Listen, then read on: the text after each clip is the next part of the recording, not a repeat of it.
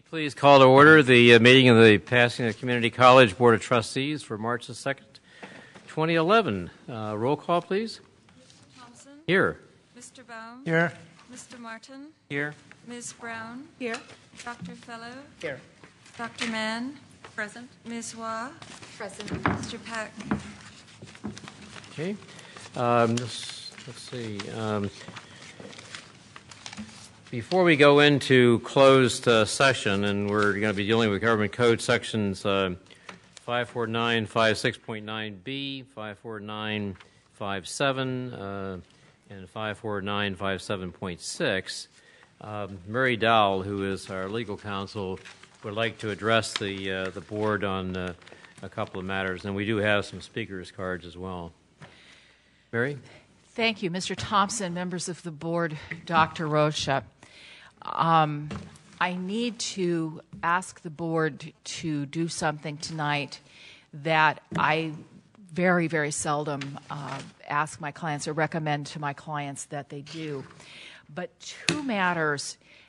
You have a closed session agenda before you tonight. Mr. Thompson has just described it to you. It's been published and members of the public have it. Under the Brown Act, items can only be added to the agenda if the need for the legislative body to deliberate on the matters arose after the agenda was posted and too late for the agency to have known that it needed to include them on the agenda. And if that occurs, the board must, by a 4/5 majority, not a simple majority, determine that the items arose too late to be included in the agenda, but to add them. And I would like to ask the board to add two items to their closed session agenda, which did arise too late for anyone in the district, Ms. Thompson or anyone else, to have included them in the agenda. The first item is pending litigation. I need to give the board a report with respect to some litigation that has been pending for some time, specifically Pasadena City College Faculty Association versus the Pasadena Area Community College District, PERB case number LACE 5361E. This is an unfair practice charge pending before PERB. Some developments in the case occurred yesterday, and I need to brief the board. The second item, and so that would be pursuant to Government Code Section 54956.9A, relating to pending litigation. In addition, however, I would like to ask the board to add an agenda item under Government Code Section 54956.9B, and to add to your B as in Bravo, or B as in Bravo, yes, as in boy. There is a 54956.9B item on your agenda tonight, but it was only one matter. I need to add another matter. It is anticipated litigation. If I disclose any more about this in open session, it is my advice that it will compromise the district's ability to address the matter as anticipated litigation, and accordingly, I do not want to give any further facts and circumstances regarding that matter, but I wish to ask the board to add that to the agenda as well. I move that we add those items to the closed session agenda. Second. we have moved in a second. Is there any discussion with respect to it? All in favor say aye. Aye. All opposed? Motion carries. Thank you, Mr. Thompson, members of the board. Thank you. We now have 4 cards, as I mentioned a moment ago, with people wishing to address us with respect to closed session agenda items. We will limit the presentations to no more than 5 minutes, and we will appreciate conciseness and succinctness. So the first person is, if I'm pronouncing this correctly, Corinthian Bates. Okay. Please come up to the podium, please.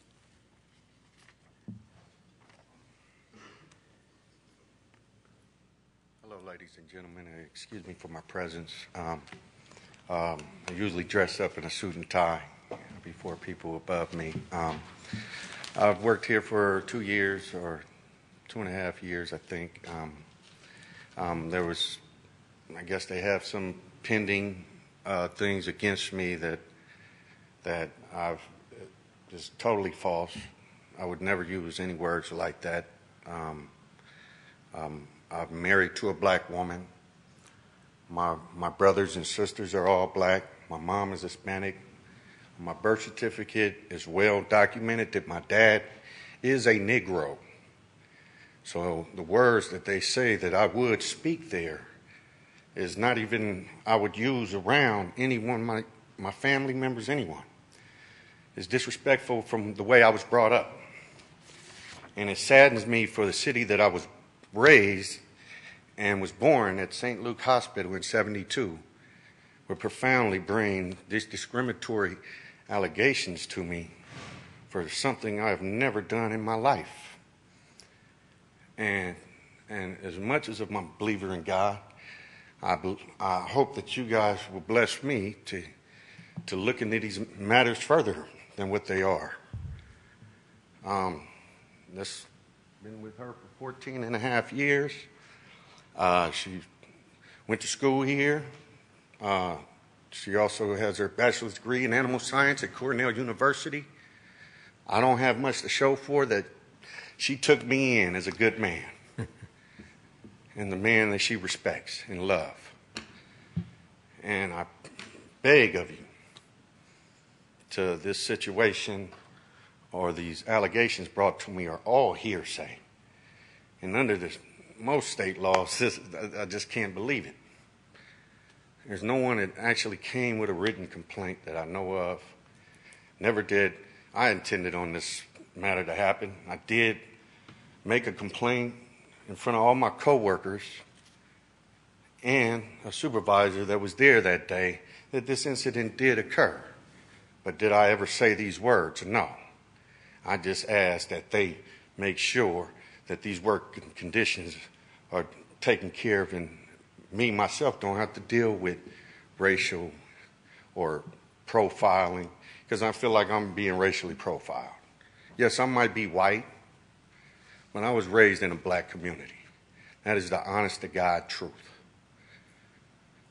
And I feel like I've said my piece. And I beg you as a board to really look into this. All right. Thank you very much. The next person is Denise, is my pronouncing Chavers Bates?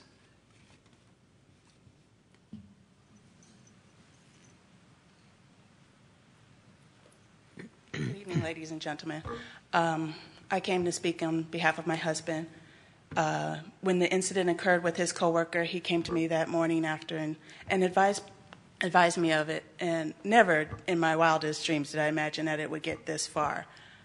He made no complaint about the person that actually started the argument with him. The person made no complaint against him. This matter came up as hearsay from somebody who wasn't there, and it's gone out of proportion to what it actually was. As he said before, we've been together 14.5 years.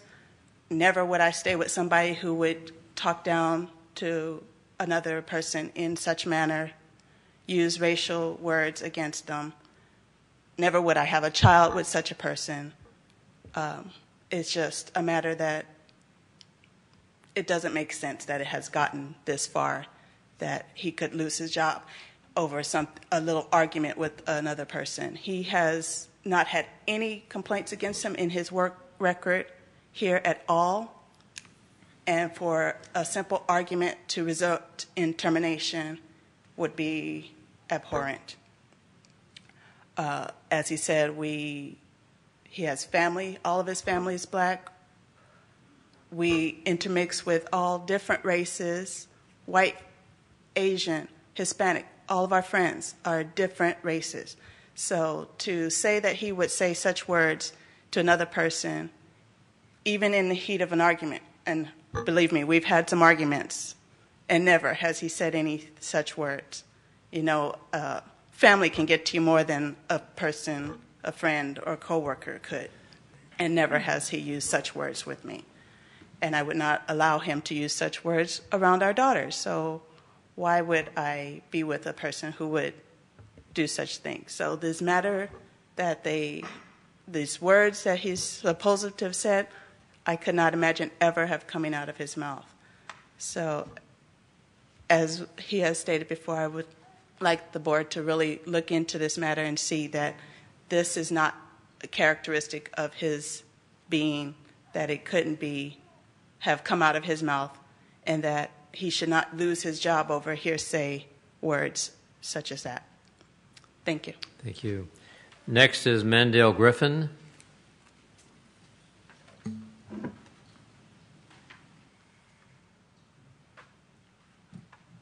Hello, how you guys doing today?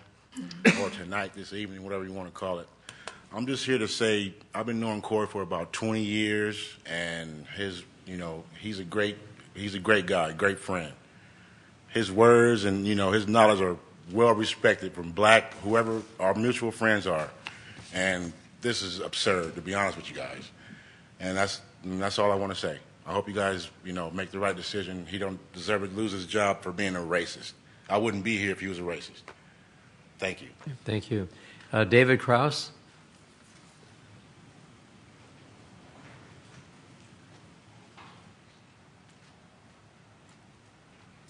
Mr. Thompson, Board of Trustees, guests. My name is Dave Krause. I'm here. I'm the chapter president for Facility Services, California School Employees Association. And wow, we've had some pretty good times, right? 7 people on paid administrative leave, 1 already terminated, 1 forced to retire, 3 more on the board tonight for action. I'm just wondering why this board hasn't really taken a look at what's going on down there at facilities. Some of the things here, the charges against one of them has been dropped in court. You've decided to take the man to court, and the charges have been dropped. So I'm still not sure why the charges are still pending against him. I'm asking the board, the other thing I wanted to know is why disciplinary action is in consent items. Why isn't it by itself? You're not going to turn down the consent items just because you want to do something on the, on the disciplinary action. I'd like to see that as a separate action on the board agenda.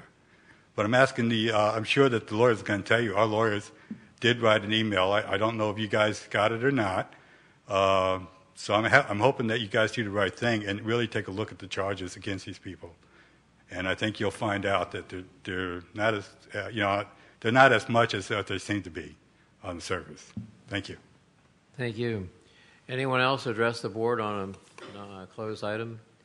If not, we will adjourn into closed session and return here and resume an open session at approximately 7 o'clock.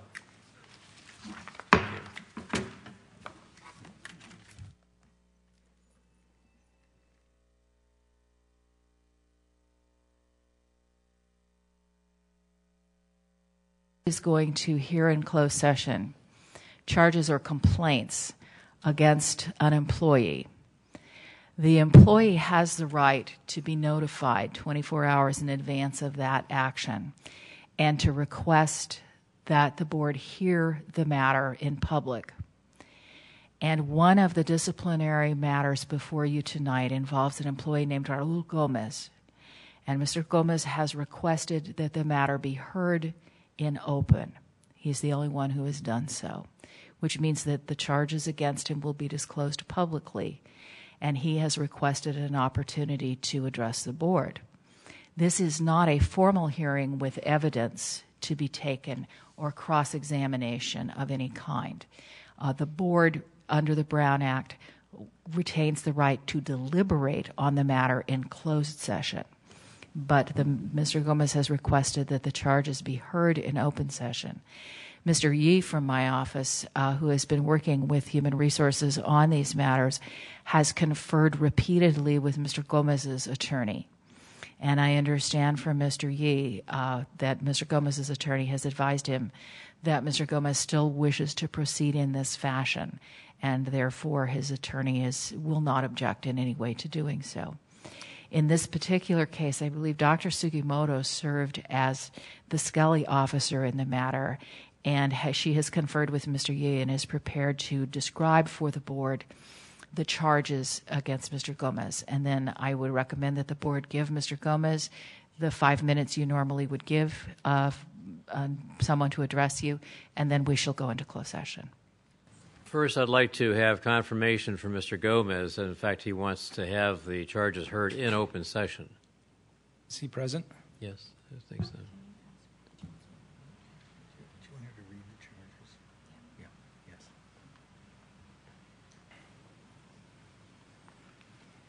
Hello, how you been, everybody? I'm Raul Gomez, and I would like to have the charge that you want to challenge to me in an open session because I don't have nothing to hide. So, for me, it's much better that you can do it in an open session.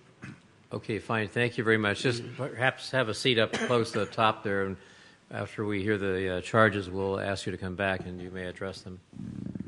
Dr. Sugimoto? Thank you, Mr. Thompson.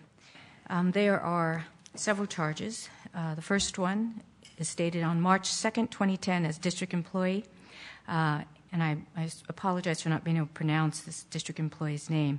Gavork Masarian entered the men's restroom located in the L building.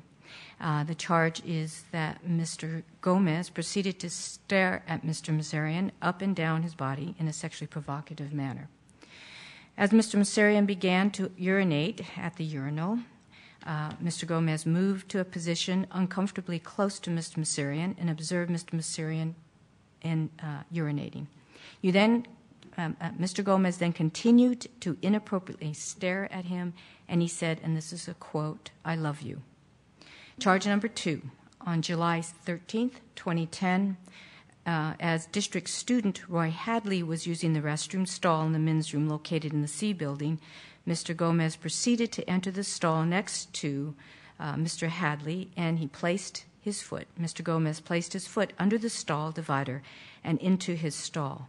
After Mr. Hadley exited the restroom stall, Mr. Gomez proceeded to stare at him in a sexually provocative manner that made him feel extremely uncomfortable.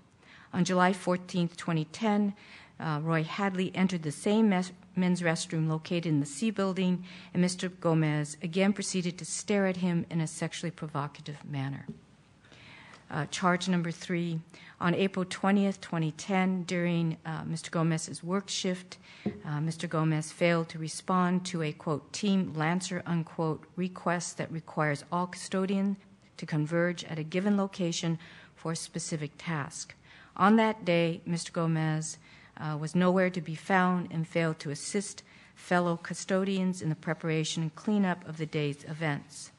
Charge number 4, on November 16, 2009, Mr. Gomez placed various janitorial supplies, including unwrapped toilet paper, paper towels, and toilet seat covers underneath the liner of an unclean trash can in the men's restroom in the W building. Mr. Gomez's conduct resulted in unsanitary contamination of janitorial supplies and endangered the health and safety of district students, faculty, staff, and visitors. Anything further, Ms. Towle? No. If Mr. Gomez wishes to be heard, you could give him the 5 minutes you would normally give a speaker. Mr. Gomez, if you wish to come up and address these charges, these allegations, this is your opportunity to do so.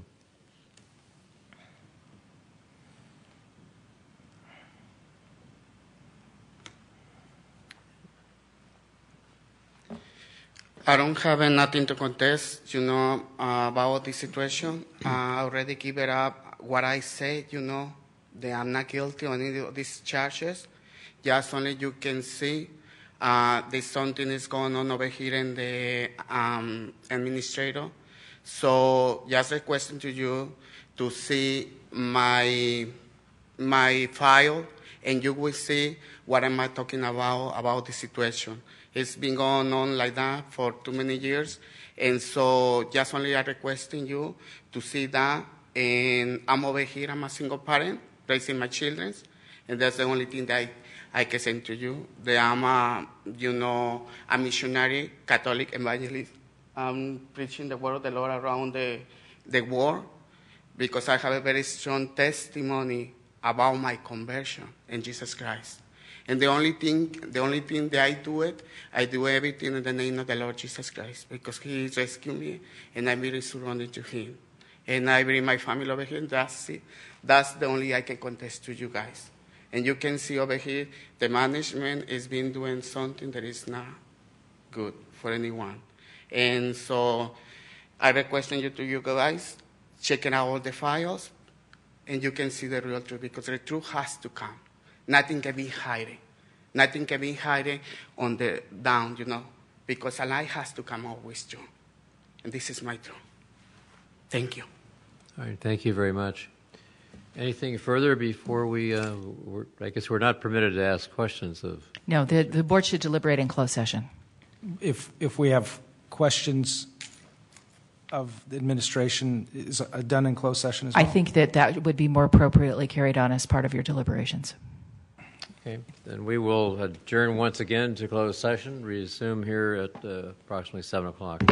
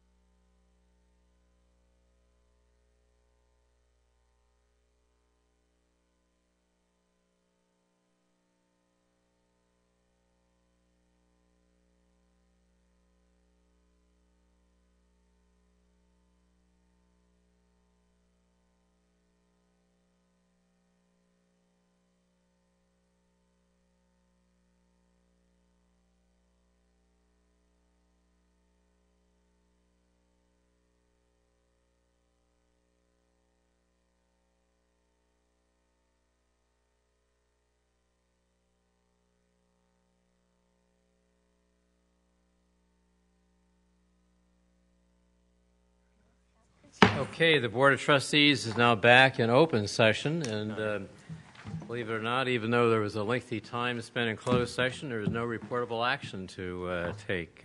So we are now at the point for the Pledge of Allegiance, and I'm going to ask Mr. Miller if he will lead us in the Pledge of Allegiance.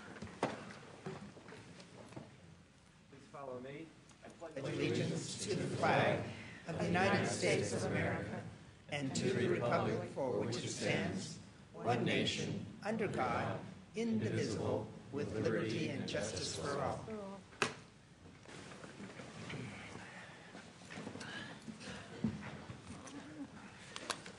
Okay, I'm going to exercise a prerogative and move on our agenda to the matter of item H, the annual update on KPCC operations, presentation, discussion with possible action.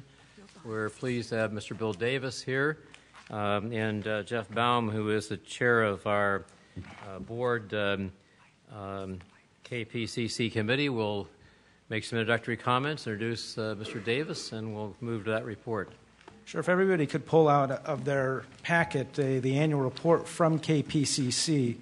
We had the opportunity a few weeks ago to meet as a committee, Mr. Thompson, Dr. Rocha, Mr. Davis, and I, to review that report, and are very pleased to with the progress and the activities and the accomplishments of KPCC and the stewardship of Southern California Public Radio for our radio station. In the interest of time, I've just asked Mr. Davis to make a very brief opening comment and then be available to respond to any questions. Thank you, Jeffrey. I appreciate that. And I always appreciate coming to provide you all with an update. What I would note very quickly, in 2010, fiscal year 2010, we had about just slightly under $15 million in revenue and just slightly over $15 million in expenses. We were able to cover that with retained earnings from previous years. Specifically, where the management of KPCC is concerned, those generated total revenues of a little bit more than $3.6 million. Expenses related to KPCC were slightly more than $7 million. Roughly an operating deficit specifically in KPCC's functions of about $3.4 million. So those are direct revenues from KPCC and direct expenses towards KPCC. Secondly, I would note that Doug Johnson's report on internships this year, in calendar year 2010, 5 of the people who had been PCC students taking internships at KPCC were hired into full-time positions at KPCC. So it was a banner year for that internship program, and it was always our intention that the internship program would lead to an employment opportunities for many of those interns, and we're glad to see that that's taking place. Finally, what I would note is that we were able to complete construction on the new facility at 474 South Raymond. It's an absolutely wonderful facility, and for those of you who have not been able to join us and have a tour of the facility, we'd love for you to be our guest and would be happy to arrange that. I'm sorry, I said that lastly. I should note one other thing, and that is at our board meeting in December, Dr. Rocha was there and made a presentation to the SCPR board that was very positively received, and we have been working together, Dr. Rocha and I, on a couple of things, and I think that the relationship between Southern California Public Radio and Pasadena City College has never been stronger. And so I have 2 oversight questions to the chair of the committee. Sure. One is, are the KPCC airwaves, how can we determine if those airwaves are used for fundraising activities that only are directed toward the operation of KPCC? Basically, how we focus that is when a contribution comes in during an on-air pledge drive, whether it comes in through the website or via telephone call, those are overlaid on the transmission area of the of KPCC. So those that fall outside of the transmission area, those funds that are received, are accounted for either with our contract with the University of Redlands in the Inland Empire, or with our management of KPCV in the Coachella Valley.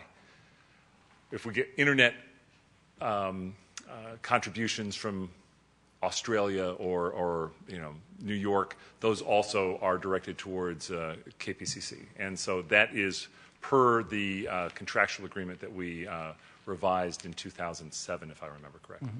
And then lastly, just for the board members who haven't been involved with this as long, in addition to those fundraising activities mm-hmm. that are directly part of KPCC, the college, as part of our agreement, receives an annual fee for the operation. Plus, yes, that is true. Describe what the college gets from Southern California Public Radio for the Sure. use of KPCC. So there is a direct payment that is basically a management payment that we pay to Pasadena City College, and then there are also top of the hour identifications of Pasadena City College. Currently, the tag is that it is a global community college for the 21st century. And then I believe there are 2 or 3 public service announcements per day regarding the where the Pasadena City College basically talks about Per week, the right. programs. I'm sorry? Per day or per week? Per week, I'm sorry, I think. per week. Right. Per week. Where the college focuses in on specific activities that it wants to highlight, whether that is the heritage that the college has with some alumni or other activities that are going on. And our staff works with your staff to produce those. Bill Davis, I noted in your December 20th, 2011, it should be 2010, I assume, memorandum to you from Doug Johnson. The total of 9 PCC students took advantage of the intern program this past year, and you've already indicated 5 of those were hired. For this year, 2011, how many will you be hiring? The only specific answer I can give you there is it depends. We are actually looking to build out our digital journalistic capacity and are currently raising funds for those activities. How many of this particular crop will be hired? How many will be able to serve as interns? Well, we offer a minimum of 16 internships per year. Those are budgeted, and if those are not filled, then we don't have expenditures. But a minimum of 16 internships are offered each academic year. Okay. One other question. I noted in the financial report dated June 30th of last year, 2010, I assume this is an unqualified report from your auditors? Yes. Okay, I didn't see that in there. I just wanted to make sure of that. Are there other questions of Mr. Davis? Dr. Mann? I can't find it, but is there a page in here where you show the amount of money that goes to KPCC, Southern California Public Radio, and the other 2 stations? I thought I saw that on it. Do you know what that actually, is? let me provide this to you. It was not in the original packet, and then we sent some, but I did bring copies if you would like to. I'd like to see it because I have a question You on just that. give it to our Mrs. board Thompson. secretary. And she'll pass it. Yeah. Okay, that's why I don't have it. That's why I can't find it. It's not. It's somewhere else. I remember seeing it. Okay. And my question was in looking at this, it looks like a little less than the revenue. It looks like about well, it doesn't. It looks like something completely different. It shows KPCC $3,639,000 in something, and Southern California Radio $11 million. Now the question that I have, when you go up and you look at the regional underwriting, $1,800 of that is for KPCC, and almost $6 million of that goes to Southern California Public Radio. Could you explain that, why that goes to Southern California Public Radio? Yes, that's the contractual agreement. With whom? With Pasadena Area Community College District. That the underwriting will go to Southern California? That is correct. And on the air money will go to us? That is correct. Okay. All right, because otherwise it didn't make any sense. Sure. That makes sense. Thank you. Right, yeah. Ms. Waugh? Yeah, I just want to say that since I've been on this board, I listen to KPCC all the time and great programming. But on my way over here, there's been a lot of fundraising going on, and I heard the comment that we receive $1 million from the federal grants, I guess, and there's a possibility of losing that. But we're not too worried because we're going to make that up in fundraising, membership, or is that accurate? First off, we don't know what's going to happen on. Let me take a step back. Currently, there is a congressional proposal to eliminate all federal funding for the Corporation for Public Broadcasting. In the current fiscal year, not the one that was reported that you all have, but the current one that we're in, we'll receive slightly less than $1 million, so we round it up. We do not know whether those funds will be eliminated or not, but clearly there is a, if not likelihood, certainly distinct possibility that that could happen. So our message is, as a journalistic entity, we don't take a position whether that's a good thing or a bad thing. And therefore, The only way that we can absolutely ensure that we're able to fulfill our public service mandate is through increased membership support from our listeners. And that's the case that we make to our donors, and donors have been relatively positive in responding. There are other public radio stations licensed to other community colleges in Southern California that have played a rather different card, a rather partisan card, and we just did not feel that that was an appropriate response, given that Congress has not made any definitive vote on this at this point. Dr. Rocha? Just quickly, President Thompson, I did want to thank Bill.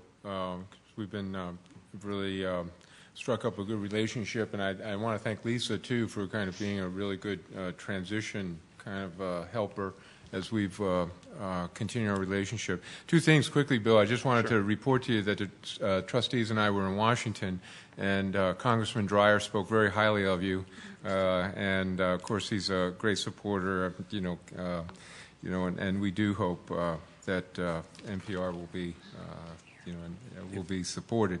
And the other thing too is that in the relationship in terms of the most important asset here is knowledge. The knowledge capital.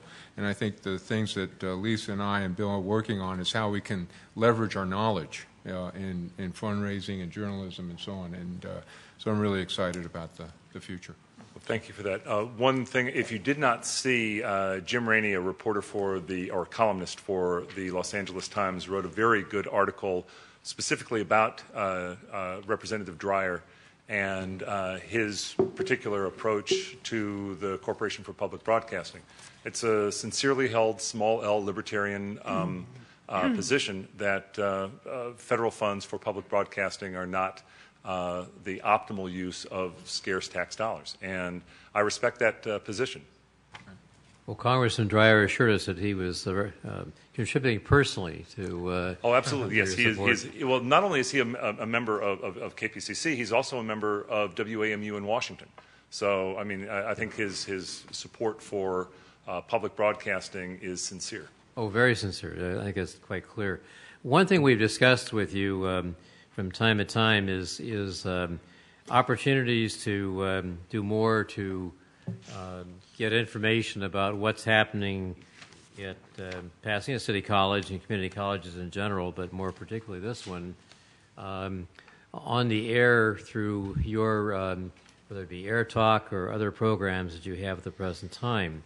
And we don't need to pursue that discussion this evening, but it is something we would like to take up with you and see if we can't work out more opportunities for that. I think one of the real issues that we face in this nation right now is that there's not enough information made available about education, particularly public education, and certainly not in the state of California and the straits that education and community colleges in particular are going to be in.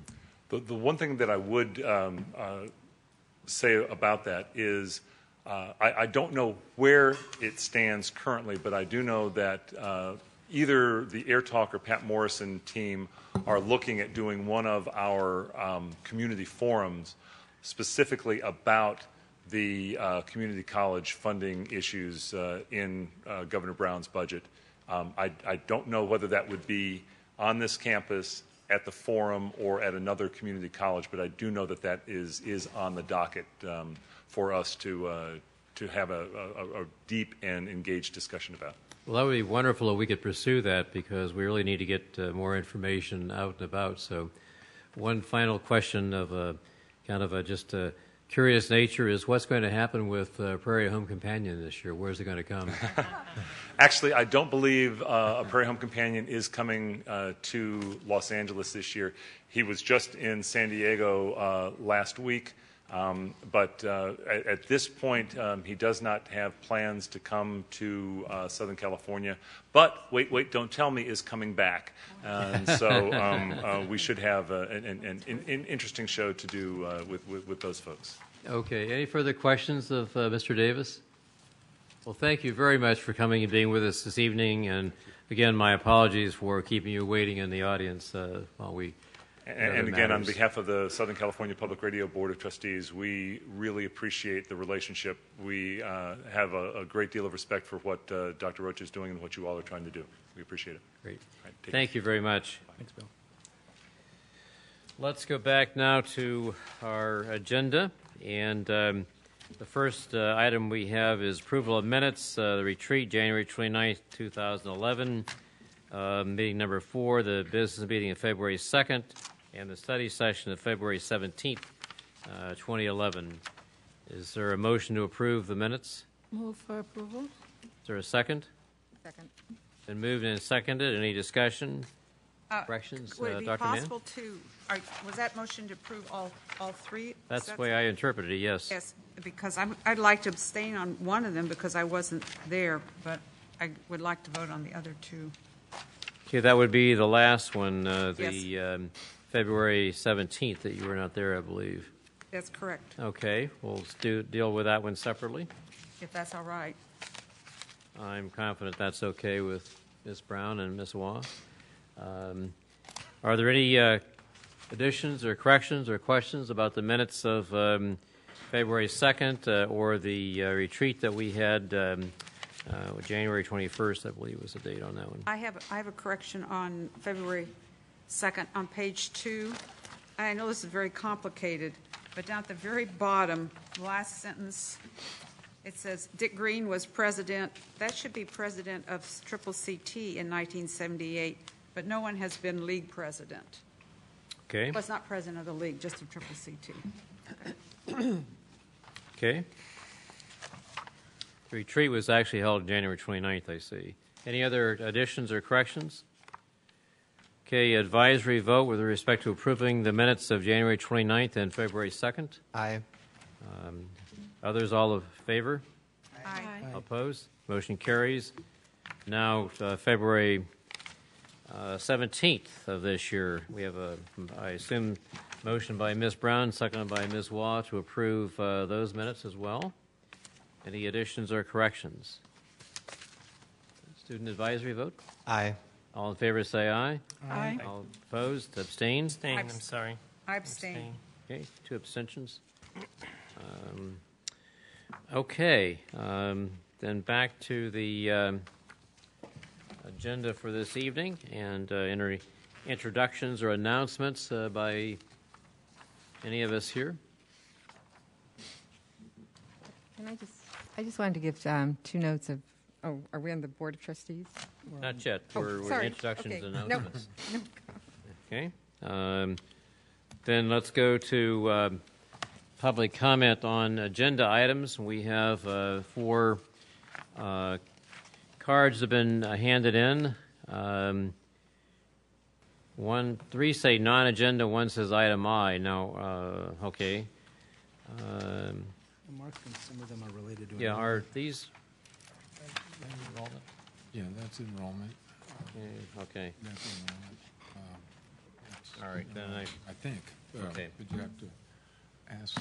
Well, they're dealing with agenda item D, which is probably coming a non-agenda item. So let's the first that we have is, I believe, Vlad Visky.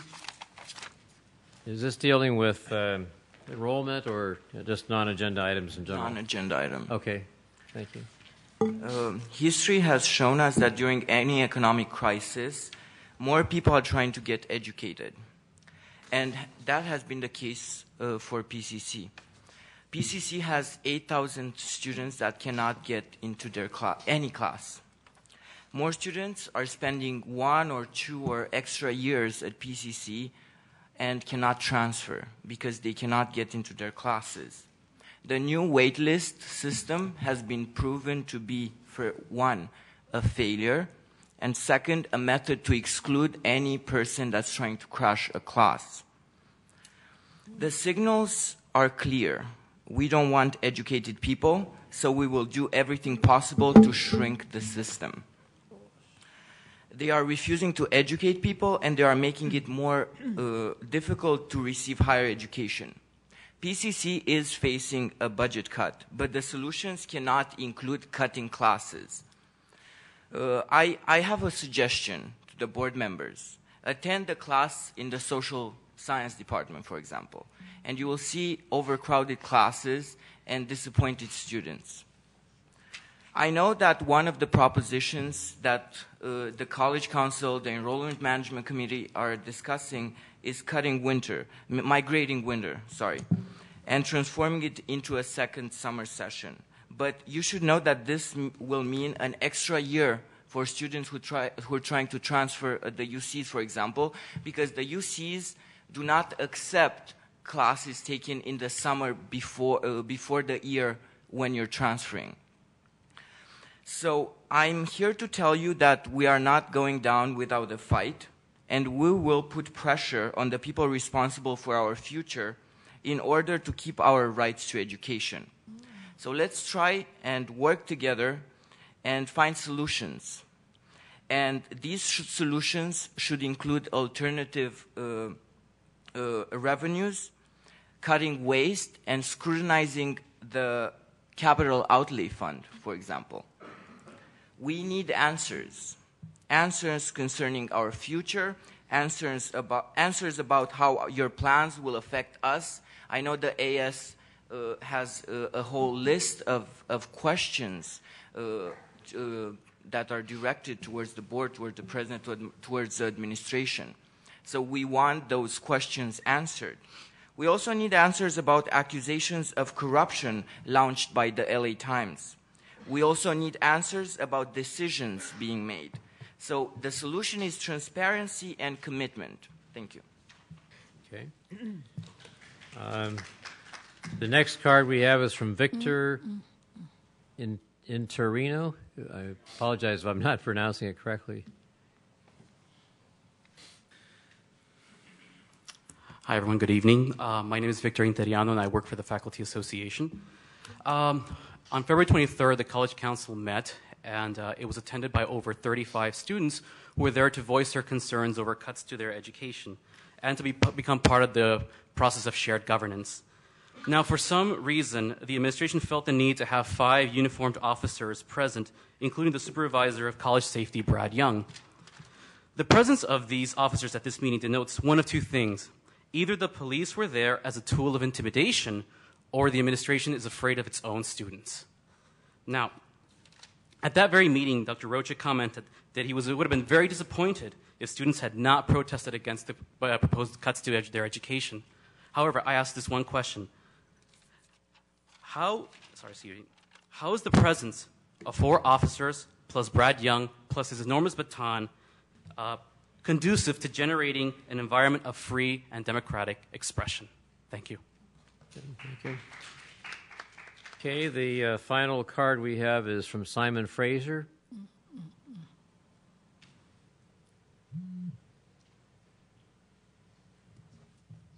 Good evening. My name is Simon Fraser. I am the Associate Chief Justice on the Associated Students, but I'm here as a student. I want to make that pretty clear. So my comment is generally about district policy and how it relates to shared governance and its operation at the college. Shared governance, as I'm sure everyone's aware, is a tool by which the different constituents at this college are able to come together and help to shape policy.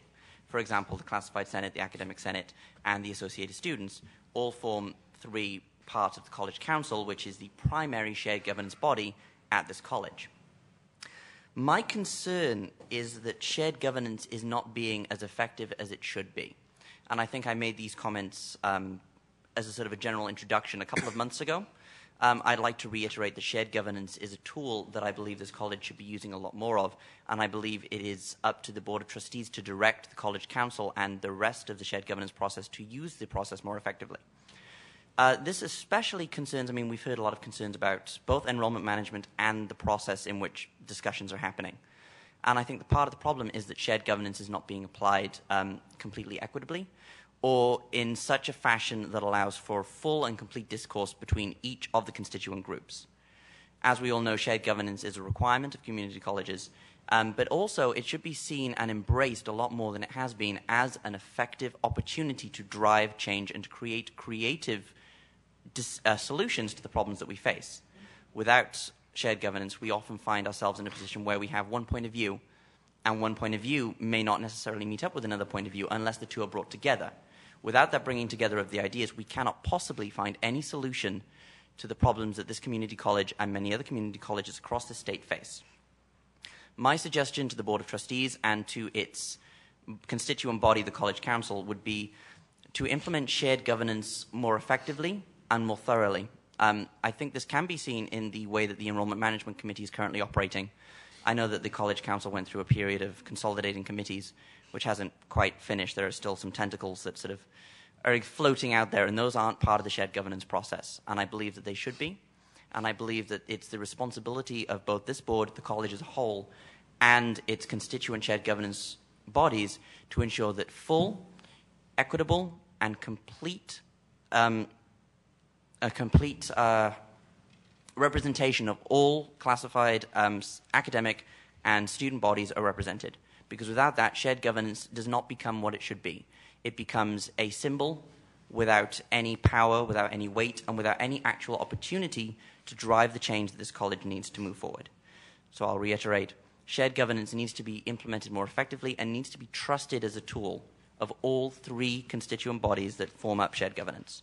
Without the three, shared governance becomes a useless exercise, and I believe it has a lot more opportunity to be more than it is currently. Thank you. Okay. Dr. Rocha, do you have any comments in response, or can these topics be assigned to somebody to look into and report back next meeting or sometime? No, I very much appreciate the comments. I think on the agenda, we have the College Council report, okay, the enrollment report, and the budget report. I think that will give the board and all of the faculty, staff, and students the information up to date. Will that include the shared governance that raised by the last speaker? Yes. Okay, thank you. Anybody else to address the board on non-agenda items? Okay, then let's go on to reports and recognitions. Board of Trustees. First, I'd like to recognize Dr. Mann as when she was traveling back from Washington, D.C., she stopped in the grand state of Missouri, and you were given some honors back there and also made some presentations. Would you tell us about that a little bit? Well, thank you. Yes, I was very, very pleased to receive an award as Outstanding Alumni, L-A-U-M-N-A, from the University of Missouri College of Arts and Science as part of their 30-year celebration. There were two other people who received this. One person, I have to say, I think is much more distinguished even than I, although we have been friends in graduate school. He is the head of the science office in the Department of Energy under President Obama and controls a budget of $9 billion, which is a little bit more than ours, but probably has a lot more problems with what Congress is doing.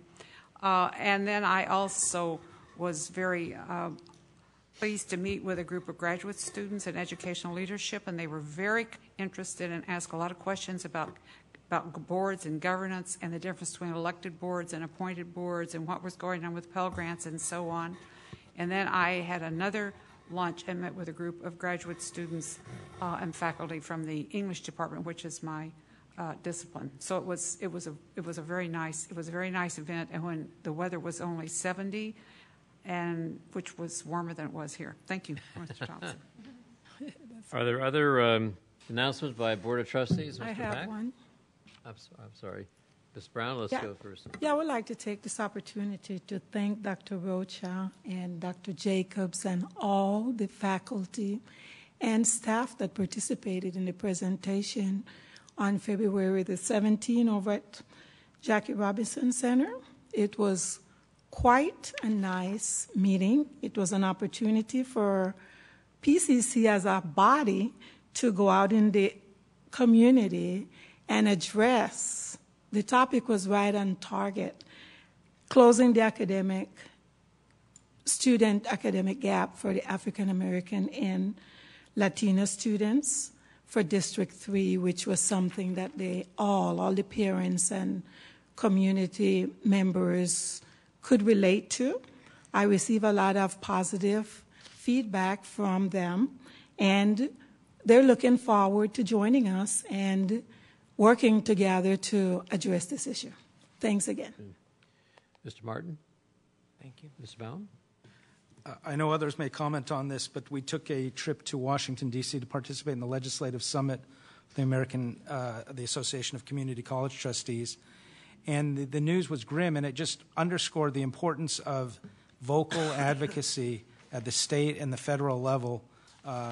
We met with Democratic legislators and Republican legislators and heard briefings also from the Department of Education. And there's going to be a stalemate in Washington that is going to hurt students dearly. The Pell Grants are going to be cut by the and if we do not make our voices heard, those funds it will lock students out of the system, and that's something that we need to be mindful of. And I was glad to have my colleagues join us in Washington, D.C., so we got a first-hand briefings and also carried the message of Pasadena City College and the mission of our community college system to the decision makers in Washington, D.C. Thank you. Ms. Wah? Yes, I wanted to thank Dr. Sugimoto and Dina Chase, who came to Area 5 and the San Marino Chinese School PTA, did an excellent presentation on PCC and the programs at PCC, and have been asked back for a repeat, so and hopefully we'll do some more things in Area 5. And I also want to thank the Asian Pacific American faculty and staff of PCC who came out to support the Fred Korematsu approval. The City Council in Pasadena just passed that on Monday. January 30th January 30th will be celebrated every year as the Fred Korematsu Day. And for those of you who don't know, Fred Korematsu was the one of the 5 Japanese Americans who protested the internment, and it was his case then that went before the Supreme Court, and they overturned all the convictions against those protesters, having found that the government had withheld information. The Japanese Americans were not truly the treasonous group that had been interned. So thank you to that group. Dr. Fellow? Nothing, thank you. Ms. Pack?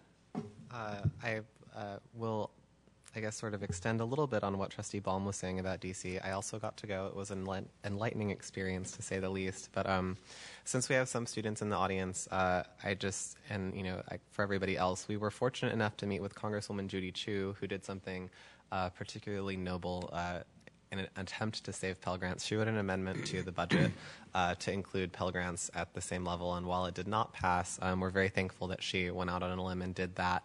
So for anybody that's in Judy Chu's district, or for those of you that are just feeling nice, it would be great if we could send her a thank you from community college students for supporting that.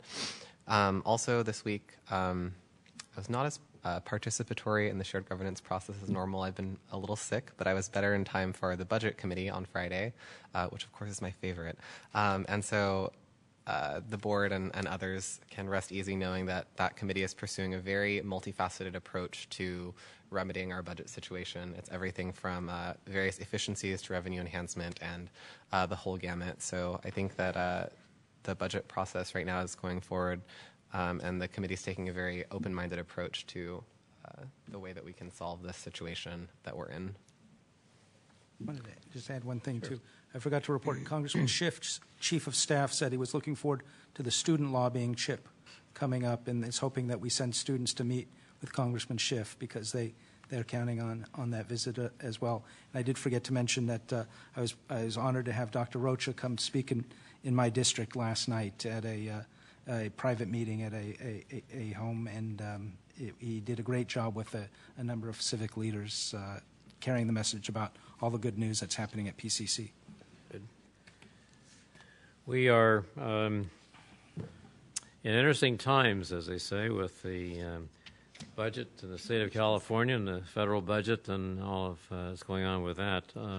I would just like to say that the Girl Scout cookies that some of you have are because of my granddaughter Alexandra Thompson, who's 8 years old and a Girl Scout, and so enjoy them. They are delicious. Cute.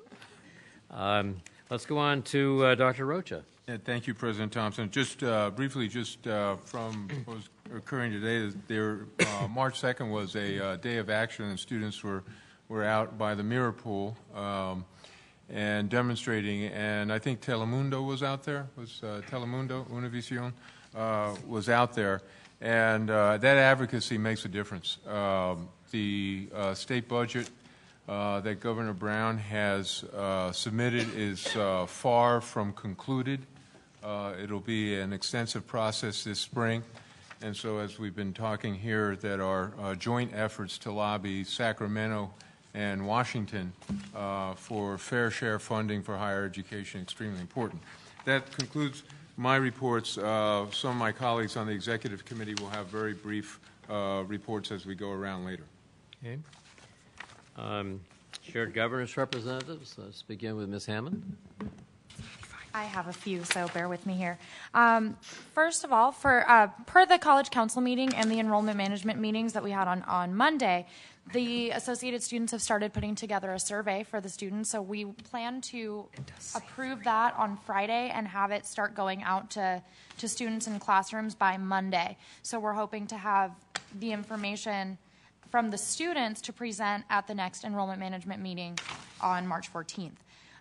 The second thing, very excitingly, we have Club Week going on right now. That's our big club rush, and I've heard from many people, many students, that this is an even better Club Week than we had last semester. So we're gaining a lot of students and a lot of student involvement through Club Week. And also, we've used this time to put out information about the Pell Grant cuts and potential cuts that are being made. And we've also had sign-ups out for the March in March, which as of now is full. So we'll be taking up to about 50 students up to the March in March. And hopefully all 50 of them will be excited to go. Also, let's see, the Associated Students created an ad hoc committee to work on the Hands Across California event with Daniela Reda, who is the AS-appointed liaison to the event organizers in Sacramento.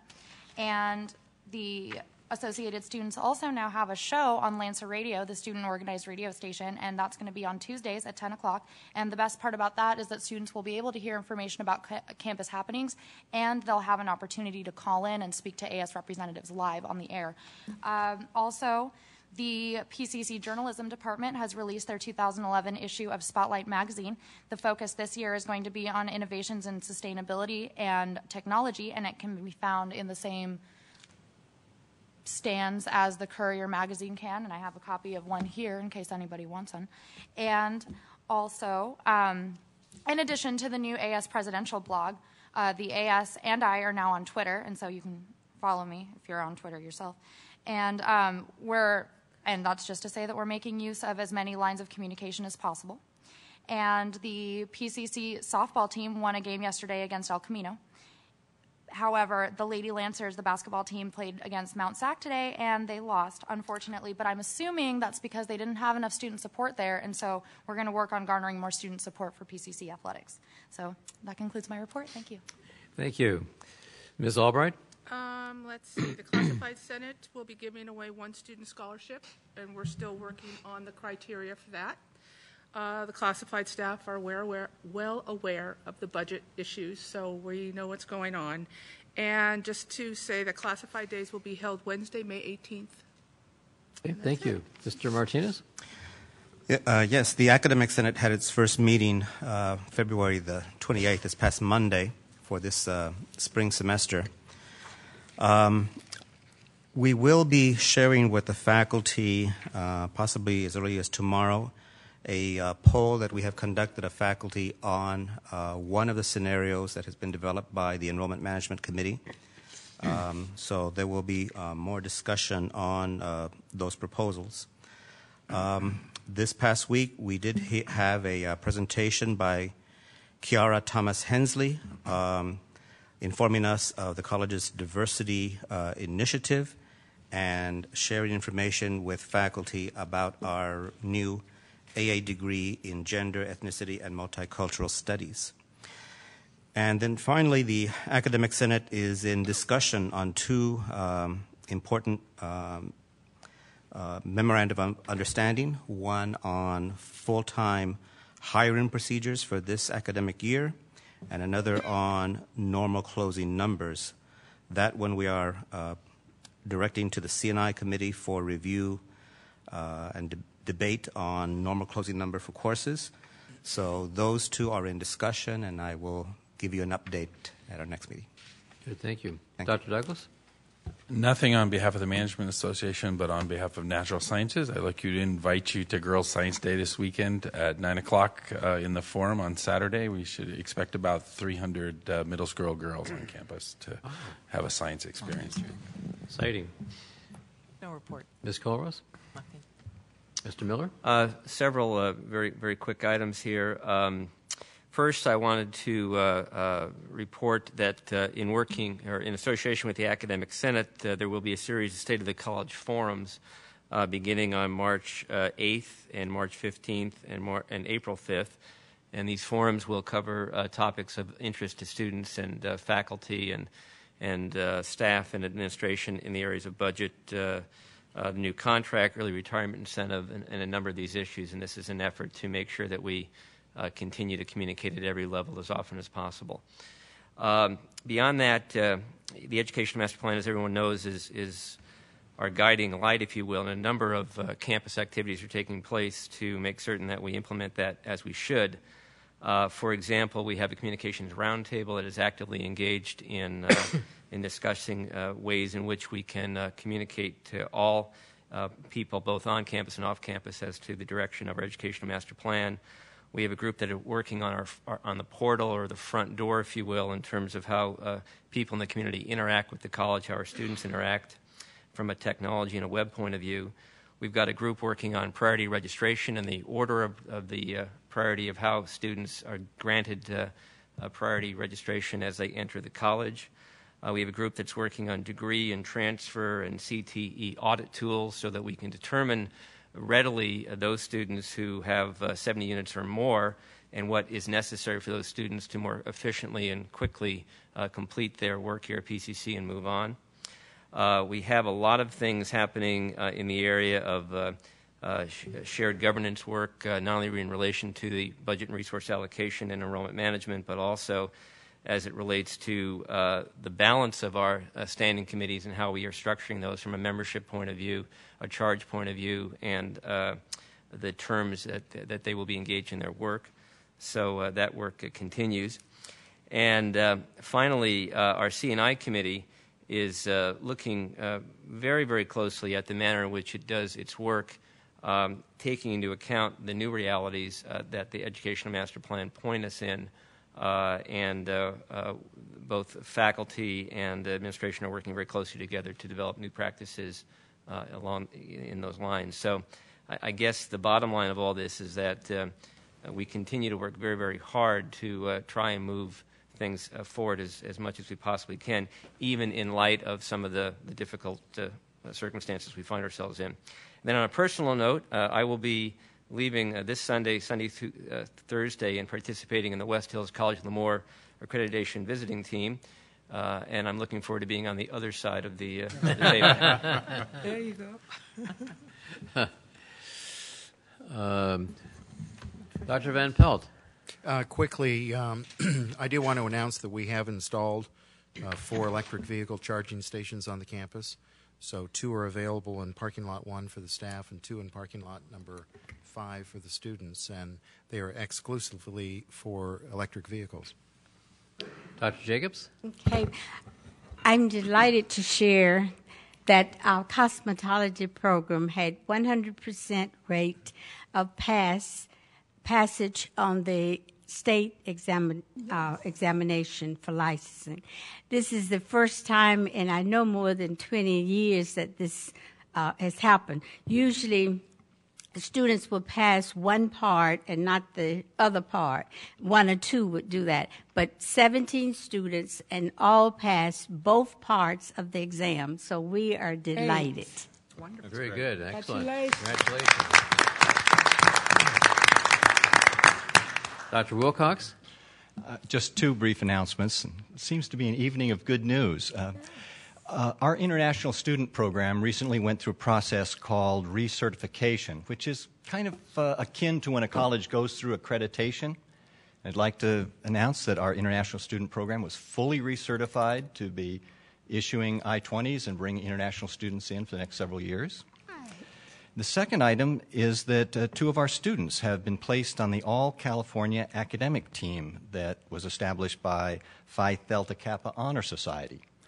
The two students are Brittany Johnson and Tai Wook Ko, and they will be honored at a luncheon in Sacramento on March 21st. All right. Oh, fantastic. All right. Very good. Dr. Sugimoto. Thank you, President Thompson. No report at this moment. Dean Engeldinger. We will be holding a PCC job fair on campus for faculty openings on Saturday, April 2nd, 2011, from 10 a.m. to 3 p.m. Okay. Approval of consent items. Is there a motion to, first of all, item 85P Second. has been, I think, okay, 85P is withdrawn from this evening, and 37I, Yes, President Thompson. 38I, and 39I are being pulled also. Which ones? 37I, 38I, and 39I are pulled, please. Okay. So we do not have those three nor 85P for our consideration. Is there a motion to approve the consent items? So moved. Second. Moved and seconded. Any discussion? Mr. Baum? I just have some discussion on 97B. Okay. Just two things I wanted to point out as you get a chance to turn to that.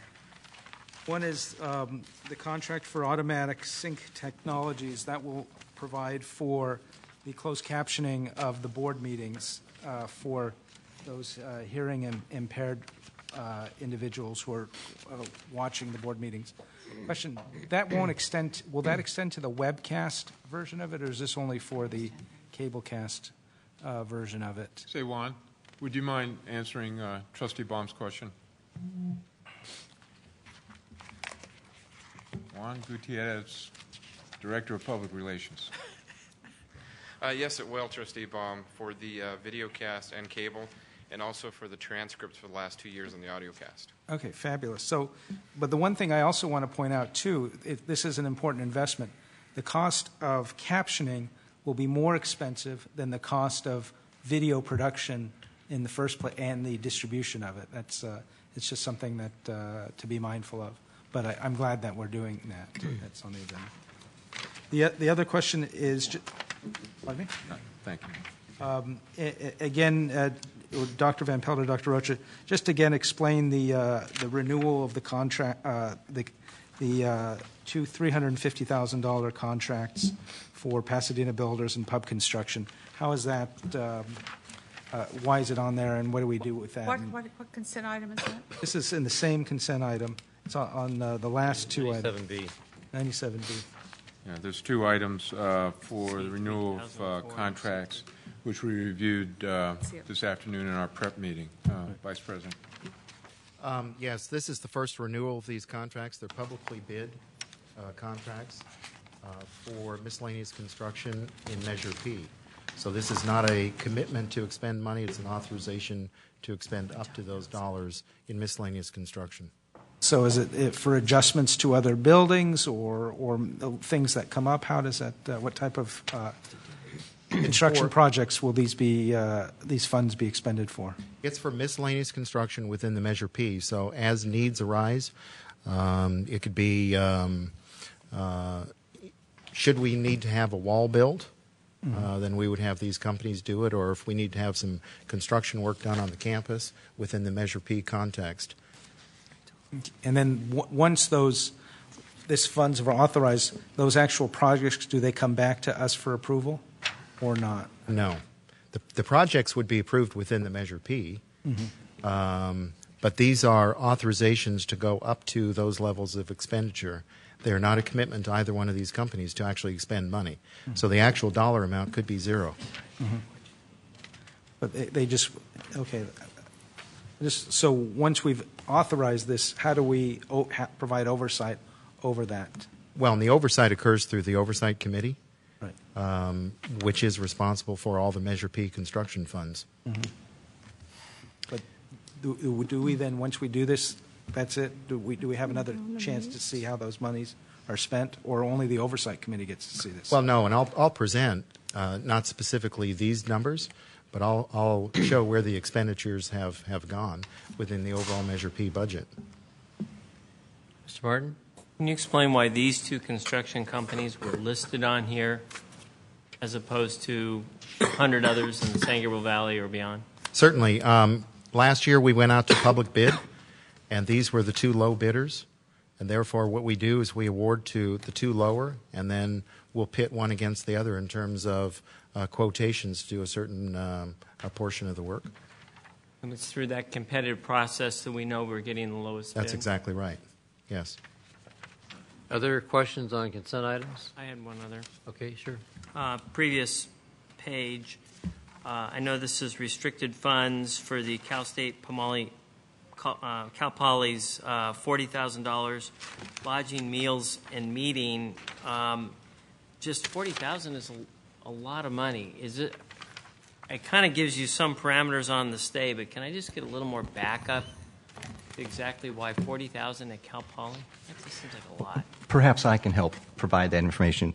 It involves 53 individuals, 50 of them are students, going to Cal Poly for over a week. So that includes room and board for 50 people for over a week.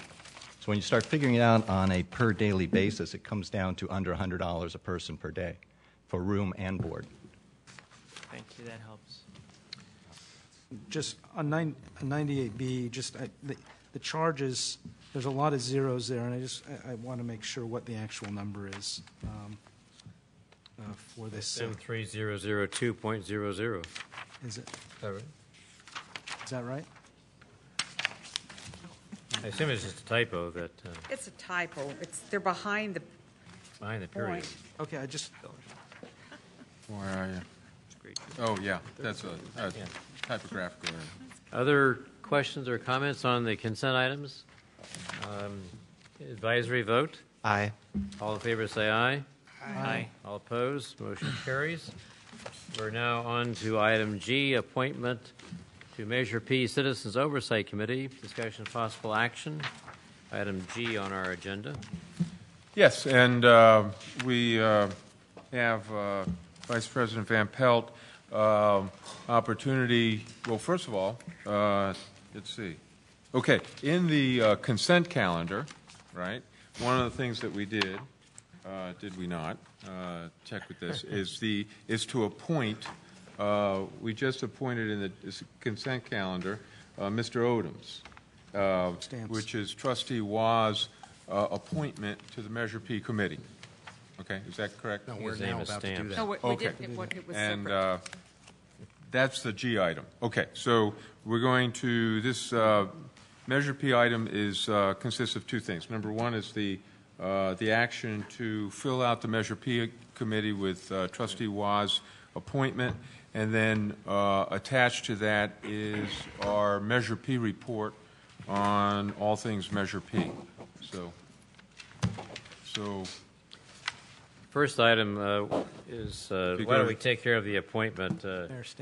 Is there a motion to approve the appointment of Mr. Odom Stamps to area representing Area 5 by Ms. Wah? Do we have to approve the rest of the committee as well, or just the new appointment? Okay. Is there a motion to approve or to approve? Second. Okay.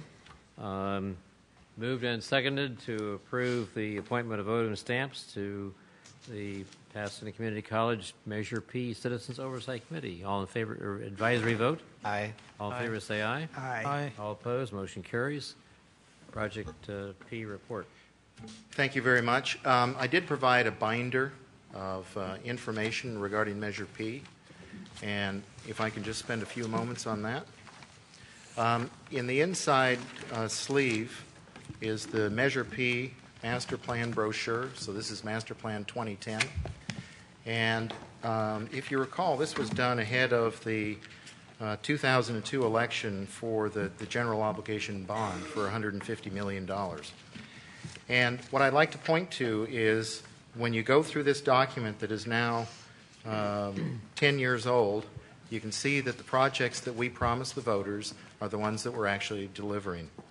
And you can go through, and while certainly many of the plans have been refined as the plans developed and as the architects became involved with the faculty, what you'll see is there's a tremendous commonality between the stated purposes and the goals of the program versus what has been delivered.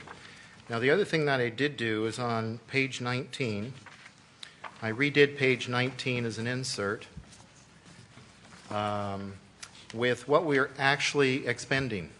So these are $2,000, and you can see in construction cost, $2,000, so the year 2000. So this is many iterations of management ago where we went through and we estimated the project costs for each one of these items. So for instance, Industrial Technology Building, this is the original document, $25.9 million. It is at $23.4 million. Center for the Arts was estimated at 45. Our current estimate is 41.2. Parking structure, 24.6. It came in at 23.5. Campus Center, this is the one that did go over, 29.6, came in at 34.2. And then the reconstruction of existing spaces and infrastructure, we actually combined those a number of years ago, but combined it's $22.4 million. So what it means is that we are over-delivering what we promised the voters at the general obligation election in 2002. Now, what you'll also see, by the way, is that these numbers vary slightly from the numbers I'm about to present because what I did is I tried to match apples for apples by having construction management costs attributed on a pro rata basis to each one of these projects. So this is as close apples for apples comparison as I can do.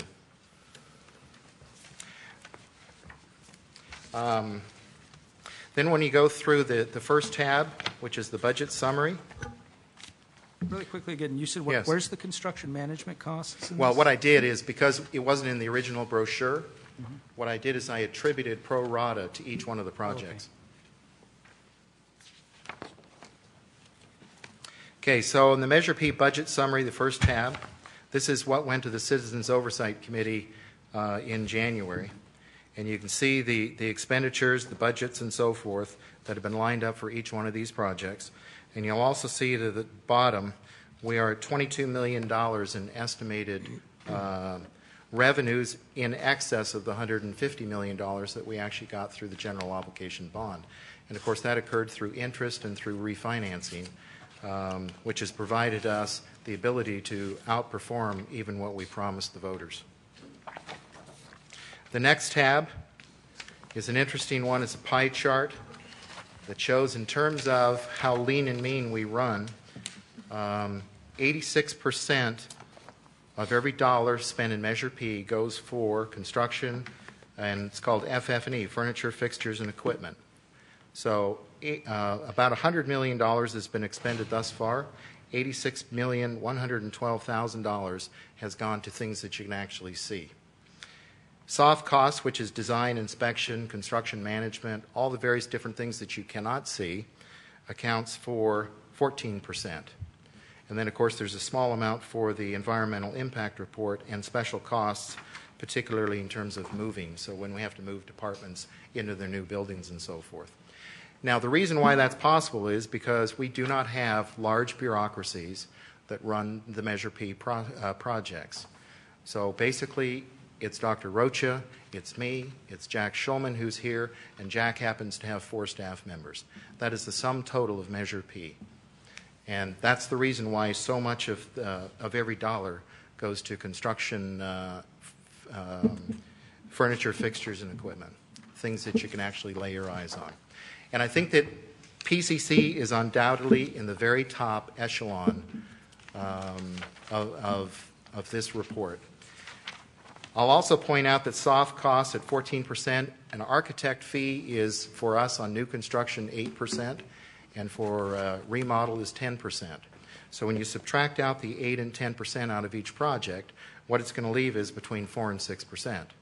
So happens that 2% is on construction management. We have to pay the Division of the State Architect their inspection fees, their design review, and so forth. We have to pay consultants along the way, and that accounts for the 4 to 6%. So in terms of comparisons with other districts, PCC is running extraordinarily lean. Many districts are running above 30%, by the way, and up to 40% in terms of soft cost. The next tab is the annual report that went to everybody in the all households within the district as a part of the campus report. This came obviously through the Oversight Committee. Our Oversight Committee meets 4 times per year. We've never missed a meeting. And of course they review the bond expenditures through the audit, and then they put out their report, which is a legally required thing that they annually must provide a report to the community. So this is the latest annual report. The next one is the Citizens Oversight Committee in terms of how it was established and what its purposes were. And I believe that this is also unchanged since Measure P was passed in 2002. And then the final, well, it's not the final piece. The final piece that's in the binder itself is a membership history of the Oversight Committee. And this is a who's who of the San Gabriel Valley and of our district. So when you go through and see the qualifications of the people who have been appointed by you to be the Oversight Committee, you'll see that we have a number of mayors, we have executives, we have presidents and so forth, chief executive officers. This is a very august group that has taken a very active role in overseeing the Measure P projects. And then the final piece is the annual audit. And again, we do an annual audit, and it is done by a highly qualified company that does the rest of our financial audits. So and they do a very thorough job. So normally they will actually test 50% of all transactions, which is a huge sample. They go through every other transaction to test it and to see that it was correct. So in terms of the books that are kept on Measure P, they are completely above reproach. So hopefully that gives an idea of how Measure P is operating and why we are in a league of our own. And if there are any questions. I do. I have a question. Actually, a comment. A few weeks ago, I had a call from a couple of my constituents asking about the opportunities that local residents get to work at PCC doing Measure P projects. Is there anything in place for local hires? We have in the past had job fairs and outreach for Measure P projects to get more people involved, and we have to continue to do that. We don't need to do it just for Measure P, of course. We need to do those same outreach efforts for the rest of the college in terms of all the purchasing transactions and contracts. But the answer is we have done that, and we need to continue to do it, and we need to do more of it. Yeah, we really do, because Yes. it's becoming a very permanent issue. Folks are really saying, well, you know, we help pay the taxes and our local people are not getting hired. So I would like to see if maybe we could make effort somewhere and have a plan so that local residents are hired. And I'm sure it's not too late because we're just starting this job here and for our art center, and we have the U building also. So I would really appreciate maybe for us to develop a process and maybe let me know so I could be part of the procedure. I've talked or had conversations with Dr. Rocha about doing that, and we need to have the advice of Mary Dowell as we go into that and make sure that we do it properly. So I'm sure that those conversations are taking place and will take place, and we'll get back to you with exactly what you've asked for. I'll appreciate that. Just to follow up, President Thompson, and we are, and I've had this discussion, I appreciate it from Trustee Brown. I think one of the things we're working on is not just jawboning, but an actual, what we would call minority contracting policy. Okay. Thank you. And so that's what President Thompson is talking about. We are at work on that, and of course, the chair, Mr. Nelson, Mr. Nelson, we're working with him, and we'll be developing that written policy soon. Well, it will be a local hire policy. Yes. It's not just Mr. Baum? I have a couple of questions. First off, in the interest of transparency, will all this material be publicly available that you just shared in these binders? Most of it already is. Right. And if it isn't, it will be, yes. Right. It'll be on the web. I'd like to have an electronic copy, especially of the pie chart that shows the soft costs versus the hard costs. Too. It'll be on the website. I'd like that to be able to share that with people who ask me about that. Going back to the chart behind tab 1 where it shows that the voters authorized $150 million in bond issuances. Through our management of that process, we've actually realized over $170 million. As you look through the costs, so the costs of all the projects as you have here is about just over $150 million. So what are our options to use that additional revenue that was generated by our refinancing of the bonds and those types of activities? Well, and as you know, we have about a $150 million gap between all of our resources and what we need at this point. So we're having to go through a process of determining priorities. You're saying other projects on campus, we have $150 million in additional needs. Yes. Of capital construction needs. Correct. For example, what you've told us about the U building or things correct. Like that. Okay. So what we're doing is we're going through and planning, and we have to work with bond counsel on this in terms of what the options are in terms of the Measure P dollars. But the V building is one of them that is in need of upgrade and so forth. So there are other projects that are in line. But when we went to the voters, we told them we're going to do this. Yeah. So what is our flexibility with reallocating those funds to other purposes? Because that would make me feel uncomfortable if we're doing something else with the money that the voters asked us to do. No, but the V building itself is a part of the equation, and it was a part of the bond campaign. And the V building is actually a part of the Center for the Arts. If you recall, we took a floor off the Center for the Arts to make sure that the V building got done. Right. Okay, so the V building has not yet been factored into this equation. Okay, so we're looking into that and seeing what. And there's the other option of actually returning some funds back to the taxpayers. Yes, that's also an option. Too. Dr. Mann? Yeah, Mr. Baum, if you look on page 3, the master plan, it actually lists reconstruction of existing space, and the V building, as Dr. Van Pelt says, is named. Plus, it also talks about other campus infrastructure. So there's always been in there more than the construction of these new buildings. Other questions or comments? Okay, yes, I guess we basically just receive this. My comment is just, I want to say, I'm so proud of the way this has been managed by this district, to be able to have sufficient funds, efficiently managed, and having the people that are managing it, knowing that I could always ask Jack Schulman or you or our president a question, and then and to see year after year, even when there's a change order, will you bring it to us and we can have an honest, candid discussion about it so that there's no surprises, is a testament to the commitment of this district to manage things effectively, and also a commitment to making visible to the public how these funds are being managed. And so I'm very proud of the leadership and the administration of this district to do this, and I'm glad we're having these opportunities to share this with the public, and I hope we continue to communicate that. Thank you. Points very well taken. Thank you for making those points. It has been done very well and very transparently and competently, and we appreciate the work of Dr. Van Pelt and Mr. Schulman and everybody who's involved with this. Mr. Thompson? Yes. May I make a final comment, please? Absolutely.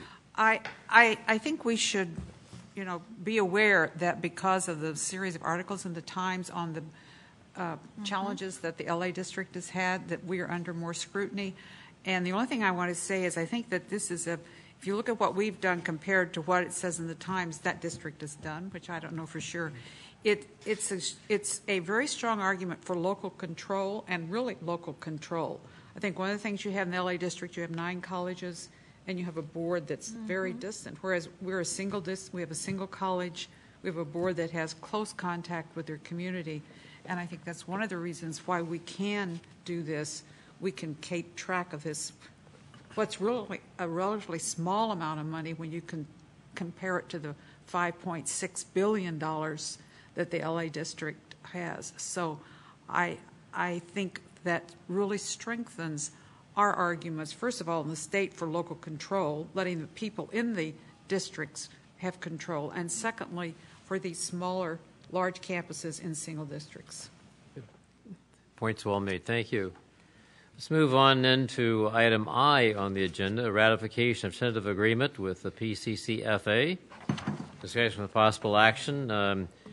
Dr. Rocha, I'm going to let you introduce this, and then Roger Marhine has asked to speak, but I thought let you lay the foundation for it before we ask Roger to come to the podium. No, I'd invite my colleague Roger to come forward, and I'll be very brief. I think this is a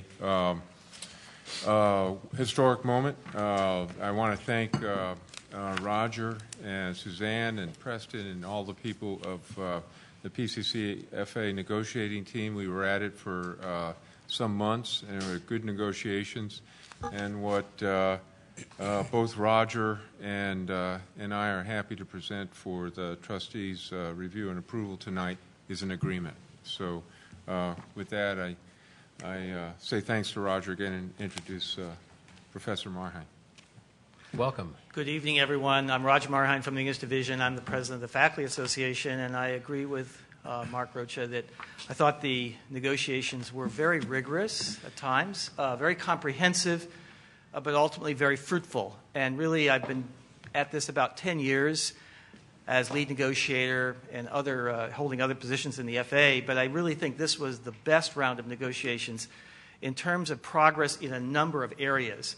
Now, the area that gets the most praise or the most talked about is the incentive retirement program, and that's going very well. But I want to thank the team, just to get it on the record. Suzanne Anderson and Preston Rose were our co-leaders for the Faculty Association team. And we do have a large team, partly because we want to make it as democratic as possible. The members include Krista Walter, Tony Jouget, Jane Hallinger, Bernardino Rodriguez, Martha Bonilla, Danny Hammond, and Julie Kiotis. So it's a large team, but they did an outstanding job, and I'm very proud of them. I also, though, want to congratulate and commend Lionel Engendegger, Dave Douglas, who conducted themselves during the negotiations in the most professional way. They expressed themselves clearly and with great integrity. And negotiations are never really fun, but they were actually very satisfying in a professional sense of the word. So I want to thank both of them for doing a great job. Just quick points. The tentative agreement has been signed. I would point out, though, however, we just received, the Faculty Association just received from Bruce Barstock's office the actual final contractual language 2 days ago. So we do need to review that before we can pursue the final signing off on the contract. I also am looking forward to working with Lyle as he's conducting the PARS retirement program. I think that it's going to be very successful. The buzz on campus is very positive. I believe that we will have a lot of people take full advantage of the retirement, and I want to thank the board because I think it was a wise decision and a very good one for everyone involved. So I'm going to close with that. I will say I also want to salute the students for going up to March in a couple of weeks. I will be in Sacramento Saturday, Sunday, and Monday lobbying as part of the FAC board. And I'm not sure how much success I'll have, but I'll leave some of the work to be done by the students who come exactly a week later. So thank you very much, the board, and thank you, Dr. Rocha, and thank you both Lyle and Dave for doing a great job. Thanks much. Well, thank you, Roger, for the very kind comments and very positive comments, and for having the Faculty Association work with and negotiate with us in good faith and quite diligently as well. So we really appreciate that. Do we need to go into the details of this? How do you intend to handle the disclosure? I would leave it to you, President Thompson, but you have the document in front of you. The vote, the action tonight is to ratify the tentative agreement as it has been presented and described to you, and the administration recommends approval. Dr. Mann? I move that. I move that we ratify the tentative agreement. Second. Okay. Is there discussion? I just have a question that Mr. Marhan indicated that they haven't had a chance to review the language. If there are issues that come up in the language, how does that impact what we are ratifying today? General Counsel. Mr. Thompson, members of the board, Dr. Rocha, as I understood it, Mr. Marhan's comments, the contract itself has been ratified. They need to review the language to be sure it's correct. But the contract itself has been agreed upon by the parties, and it would not affect the board's ability to approve the contract itself tonight. Other questions or comments? Ready for a vote? Advisory vote? Aye. All in favor say aye. Aye. All opposed? Abstentions? Motion carries. I think that deserves a hand. I think so, too.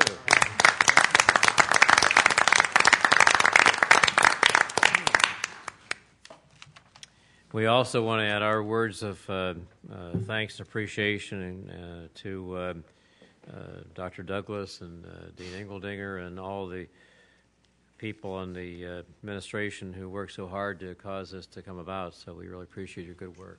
So now let's go back to our agenda and back to item J, Information Technology Plan, Vice President, Chief Information Officer discussion.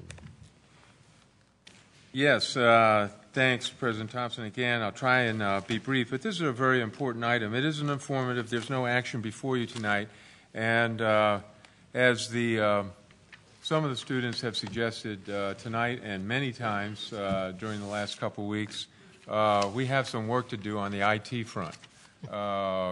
And I do, though, in saying that, want to make sure that we do thank our colleagues who work in the various IT units, who are, kind of in the boiler room, so to speak, of trying to patch together what's known as our legacy Santa Rosa system, which is a 20th century system, and we're literally trying to find parts for it and so on.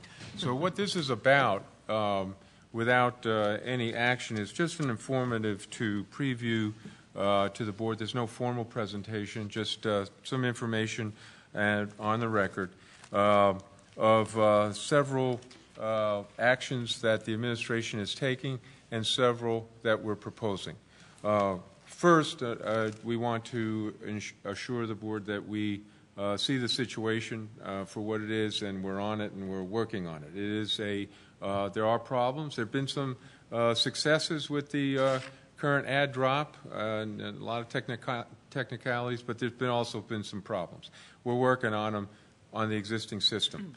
One thing that we have decided by consultation in the administration is that we do need to move forward with the whole IT operation, since it has changed so much over the last 10 or 15 years.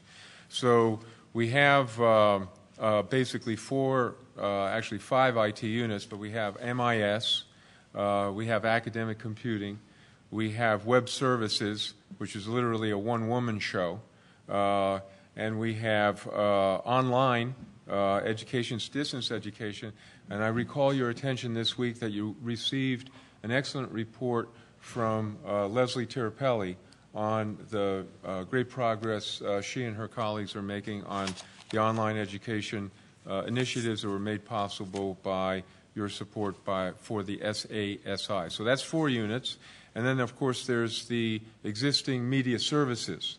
So one of the things that we're working on is to take all those 4 units and not to cut them, not to change them at the present moment, but to amalgamate them. To amalgamate them organizationally and put them together. I think they put that in. Put them together in one place. So we're looking through a set of options in which we can put them together in one place in what is now the media services area in the library, the old KPCC area, and so on. That's not just a kind of an arbitrary decision, because the way forward in IT is literally to kind of join your library and your IT services, because the library is becoming more and more an IT center than it is a physical book repository. So that's one big thing. And of course, Dale Pittman, who is director of MIS, is working on this, and we're very appreciative to Dale. In academic computing, Bob Cody has announced to his staff that he will be retiring. So together we've decided that it's time to accept the recommendations of the old Stratus report. You may recall some years ago that to put together a real live IT operation and to head it under a real live vice president of information technology. And that is basically the item, President Thompson and trustees, with the addition that you have a first draft, and draft only, as it says at the top, of the actual job description. This is not an authorization to move forward with this position today. I will continue the consultation and return to you probably in the April meeting with a request to move forward. Are there questions of Dr. Rocha? Or any? Well, Ms. Wong? I just had some just general comments that I had already sent to Mark. So, and just, one of the things I want to make sure that, just to make sure that you cover everything in the description is just, clarify who's going to manage your data and the regulation of the data. So that sort of speaks to the records management issue.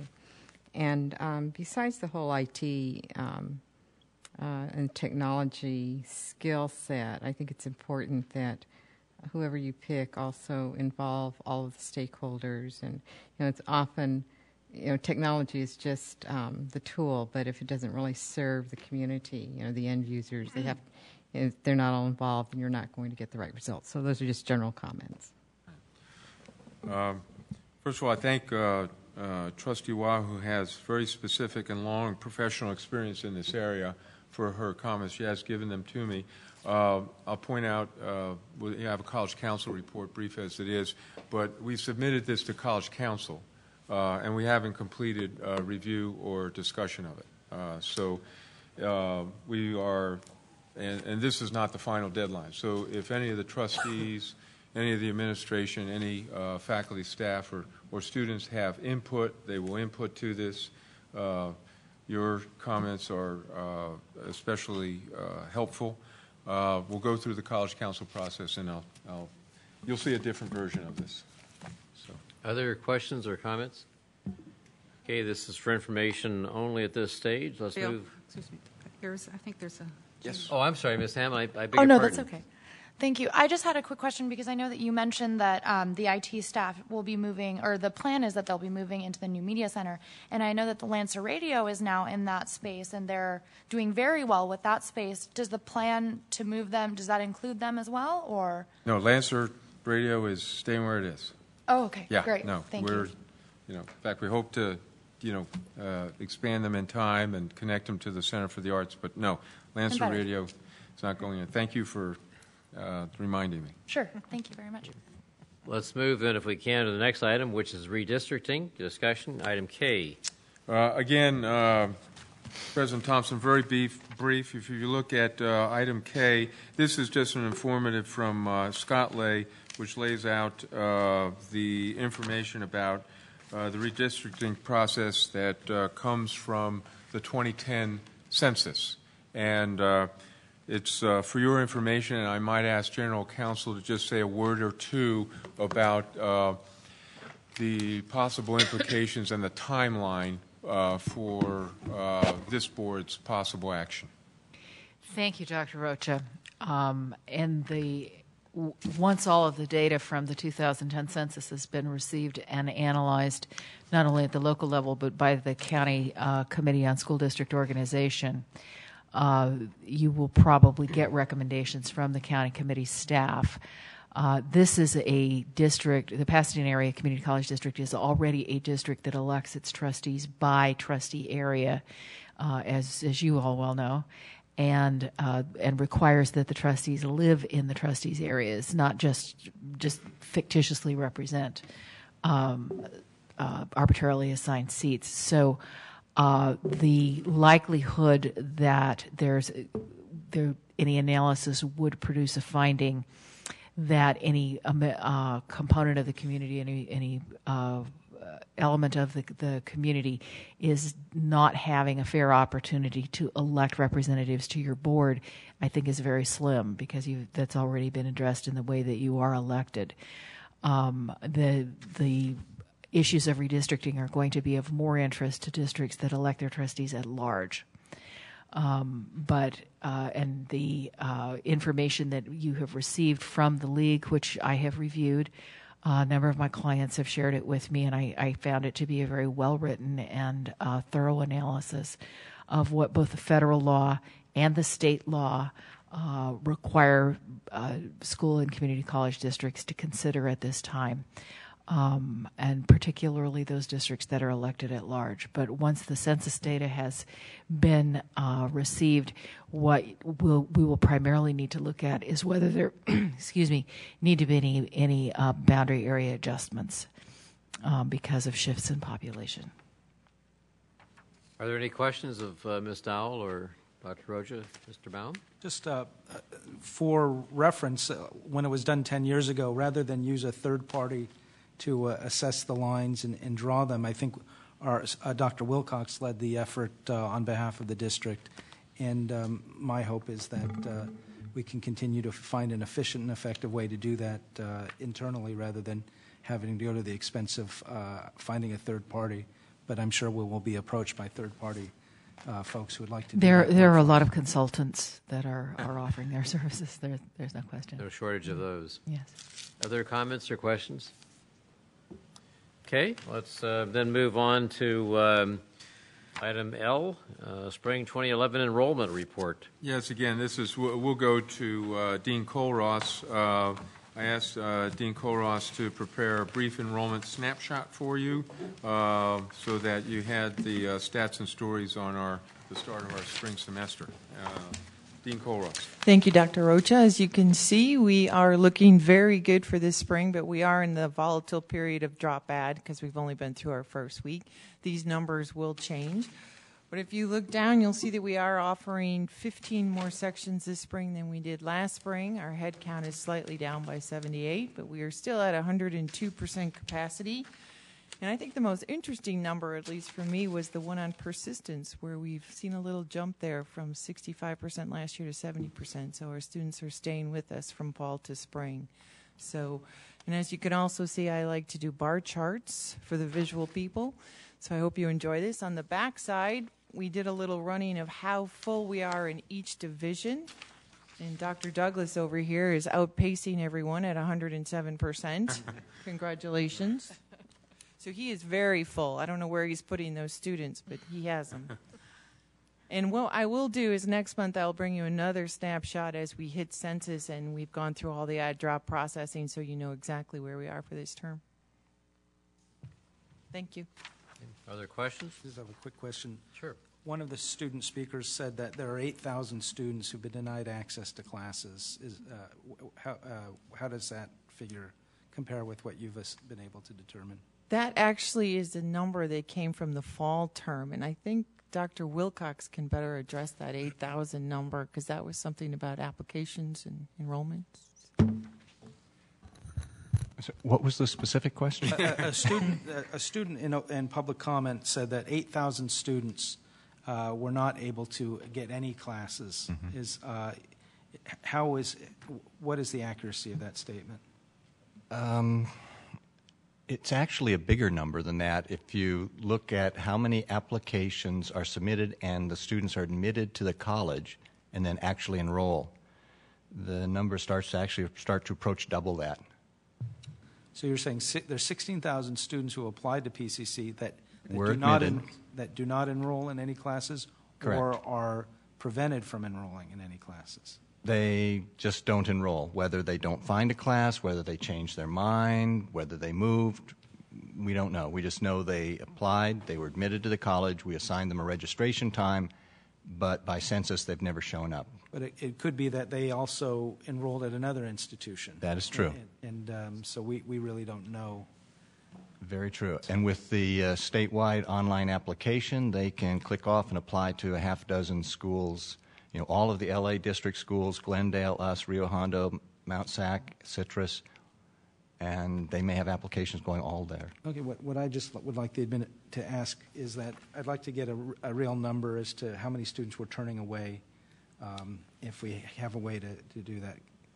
Well, I think that's about it. I mean, there's some kind of estimate or algorithm, but if you want to say maybe about 2/3 of those students. But I think this is, as Chancellor Scott has reported, I think the Scott Lay's basic statistic was that 150,000 students throughout the system were this year in 10-11 unable to enroll because of the state apportionment limit. So one thing that we're very proud of, and these stats show that for all the budget pressure, we're still adding more sections. Not a lot, but we're adding a few. Is that we are significantly over our state budget enrollment cap. And so we're serving as many students as we possibly can. But yeah, we'll see if we can work together on the data and take the bubble gum off the system and see if we can get a clearer report. I've asked for some clearer reports on this, and staff is working on it. But for example, this winter session issue, very important issue. We're going to take our time. We're not going to rush about talking about it. But there is an issue that, winter session is needed for students in order to transfer in time for June or to walk in graduation. That's a fair statement, but we haven't submitted it to data yet, and so we're working on that. Because if 16,000 students are not, that's a crisis. Right. But I don't know for sure that that's really right. a number that's true, because I think students might have applied to others. Because my other hunch is that any student who's determined enough to want to get into school at PCC will find a way to do that. Yes, and I do want to, because of the Ed Master Plan, and you heard me speak last night, and staff is fully aware, in fact, Enrollment Management is working on this, is that our number one priority, whatever that stat is that as we move into the fall of 11, that no, as in none, any in-district student, okay, will not be turned away, that they will be given first priority, especially those coming out of in-district high schools. Yeah. I have a question. At what point, after a student complete their application online, at what point do they actually come down to the college? That's what I'm having a problem with. So I complete an online application. What's next? It's going to depend a bit on what the student wants to do. A student could apply online, and if there's just one class they want to take that has no prerequisite, they can then register online. Now, if they're in a situation where they want to get into a math or English class right away, which is a wise thing to do, they're going to have to come in to take an assessment placement test.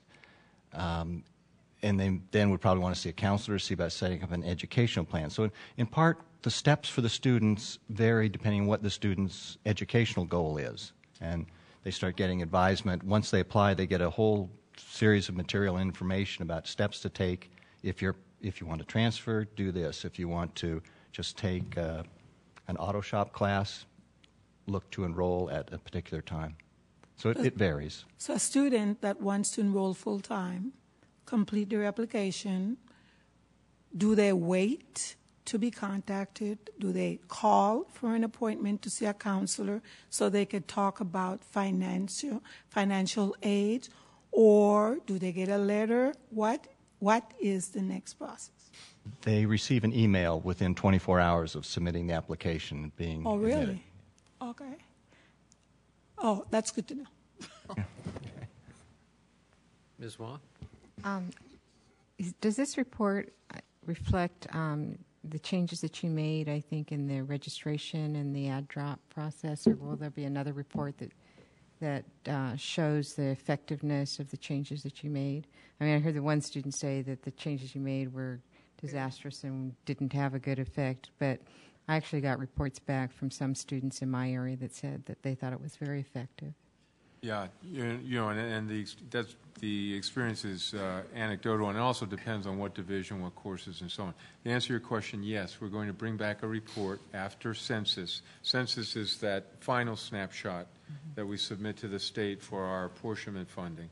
And so we will have a definitive report on the enrollment again, but also since it was the first time we did this pre-census automatic ad drop system. And an unpaid wait list. Yeah. And Right. So. Mr. Martin? Well, I have a question on the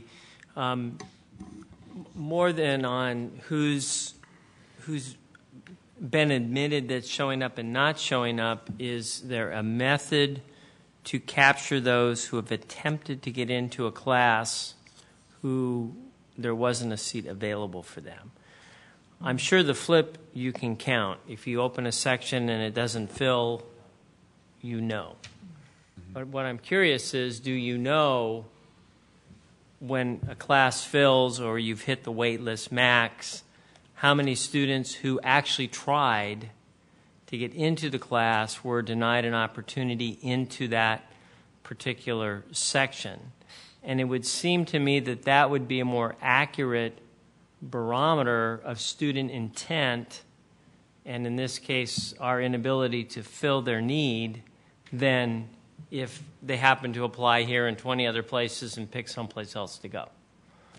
We don't keep track of the information. Once a class is full and the wait list is full, we don't keep track of how many students tried to get into that section after it was full. The math division, being very numbers oriented, they were curious about that same issue. So they, when we went to this unpaid wait list, increased the waiting list to 25 people, thinking it would give them a sense of demand. The wait list still filled. They perhaps could have gone to 50 or 100 on the wait list before they maybe hit a spot where students would say, I'm not going to even try. The one kind of caveat, if you just track how many tries, how many people try to get into a class once it's full, some of that is also kind of, well, I'd like a class at 9 in the morning on Monday and Wednesday, so that you kind of try the preferred times, even though that time may have been full for a month. So you could get a little bit of a false set of preference of when I'd like to go, even though there are other sections of the same section available for them, and they do get into. But Ms. Hammond? In regards to the number of students that we're sending away or that we don't know if they're applying and not staying here, perhaps my own personal experience could shed some light on what could be happening. Before I transferred to this college from San Francisco, I applied to just about every college on the 210 and 10 freeway between here and Pasadena City College. Riverside College.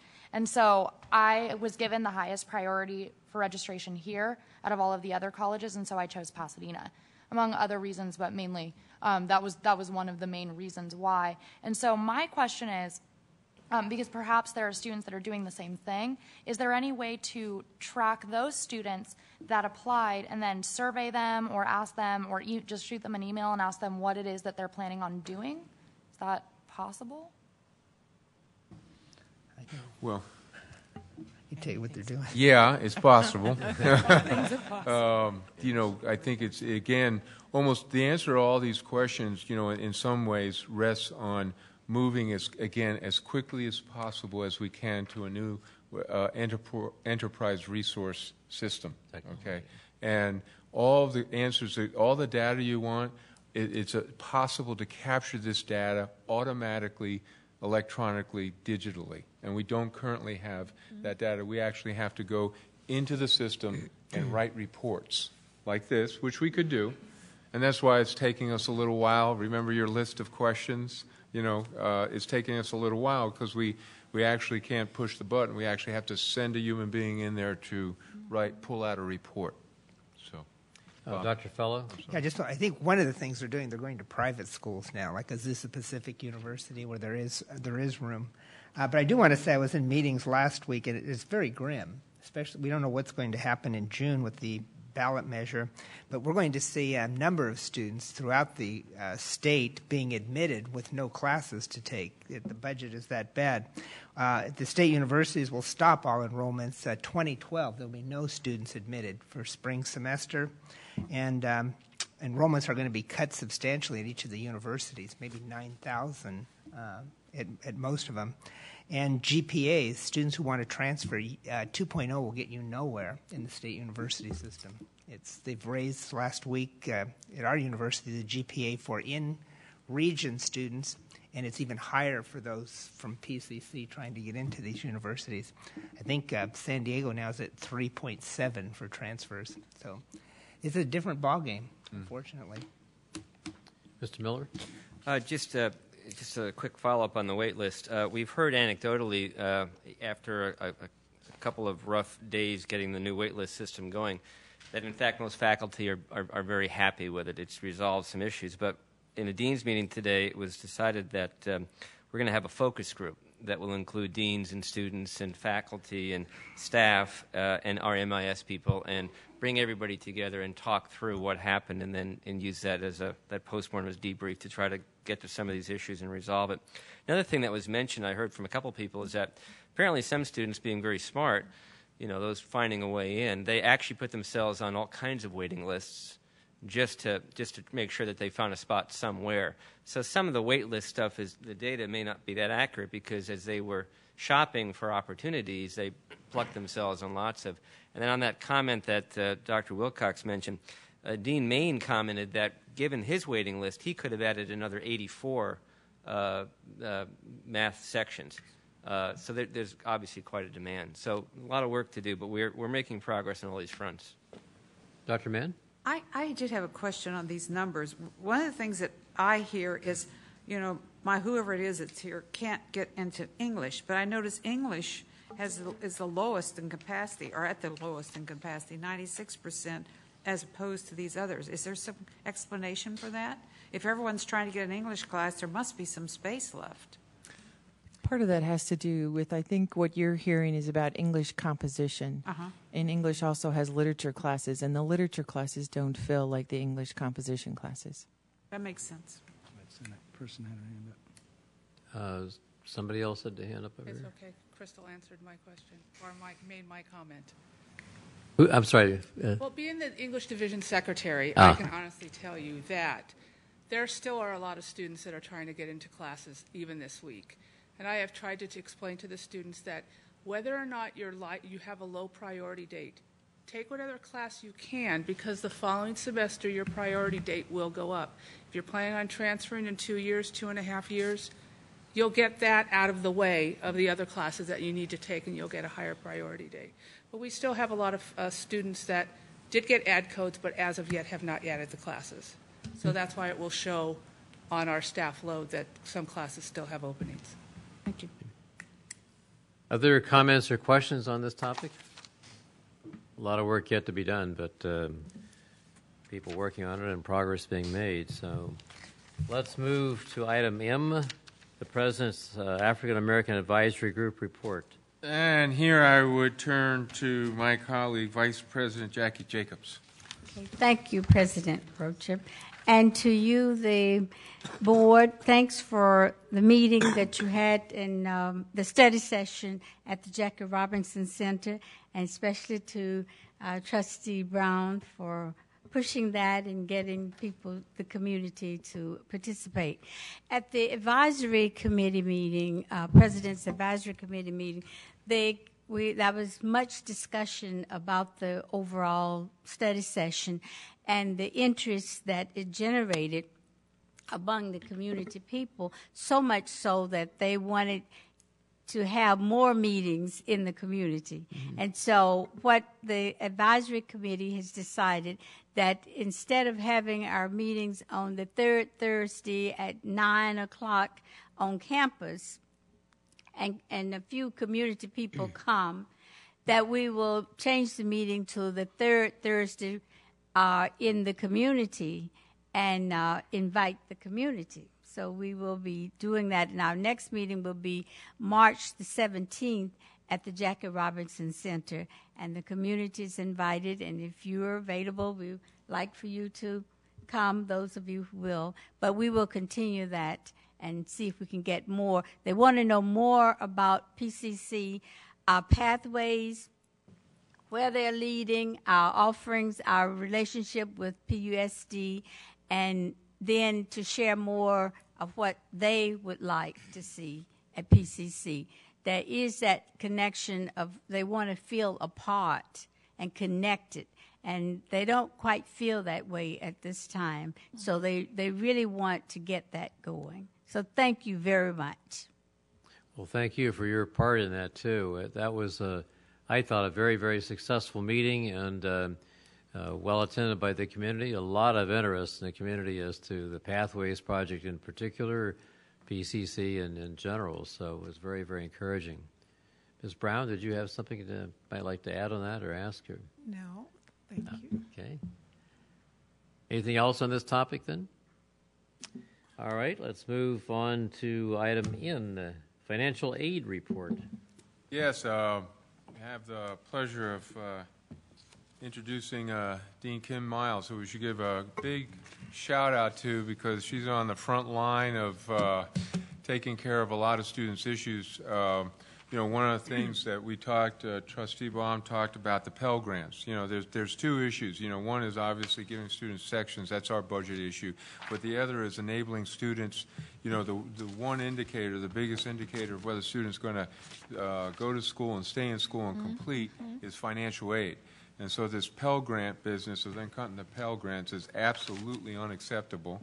And Kim is on the front line of packaging all of our financial aid.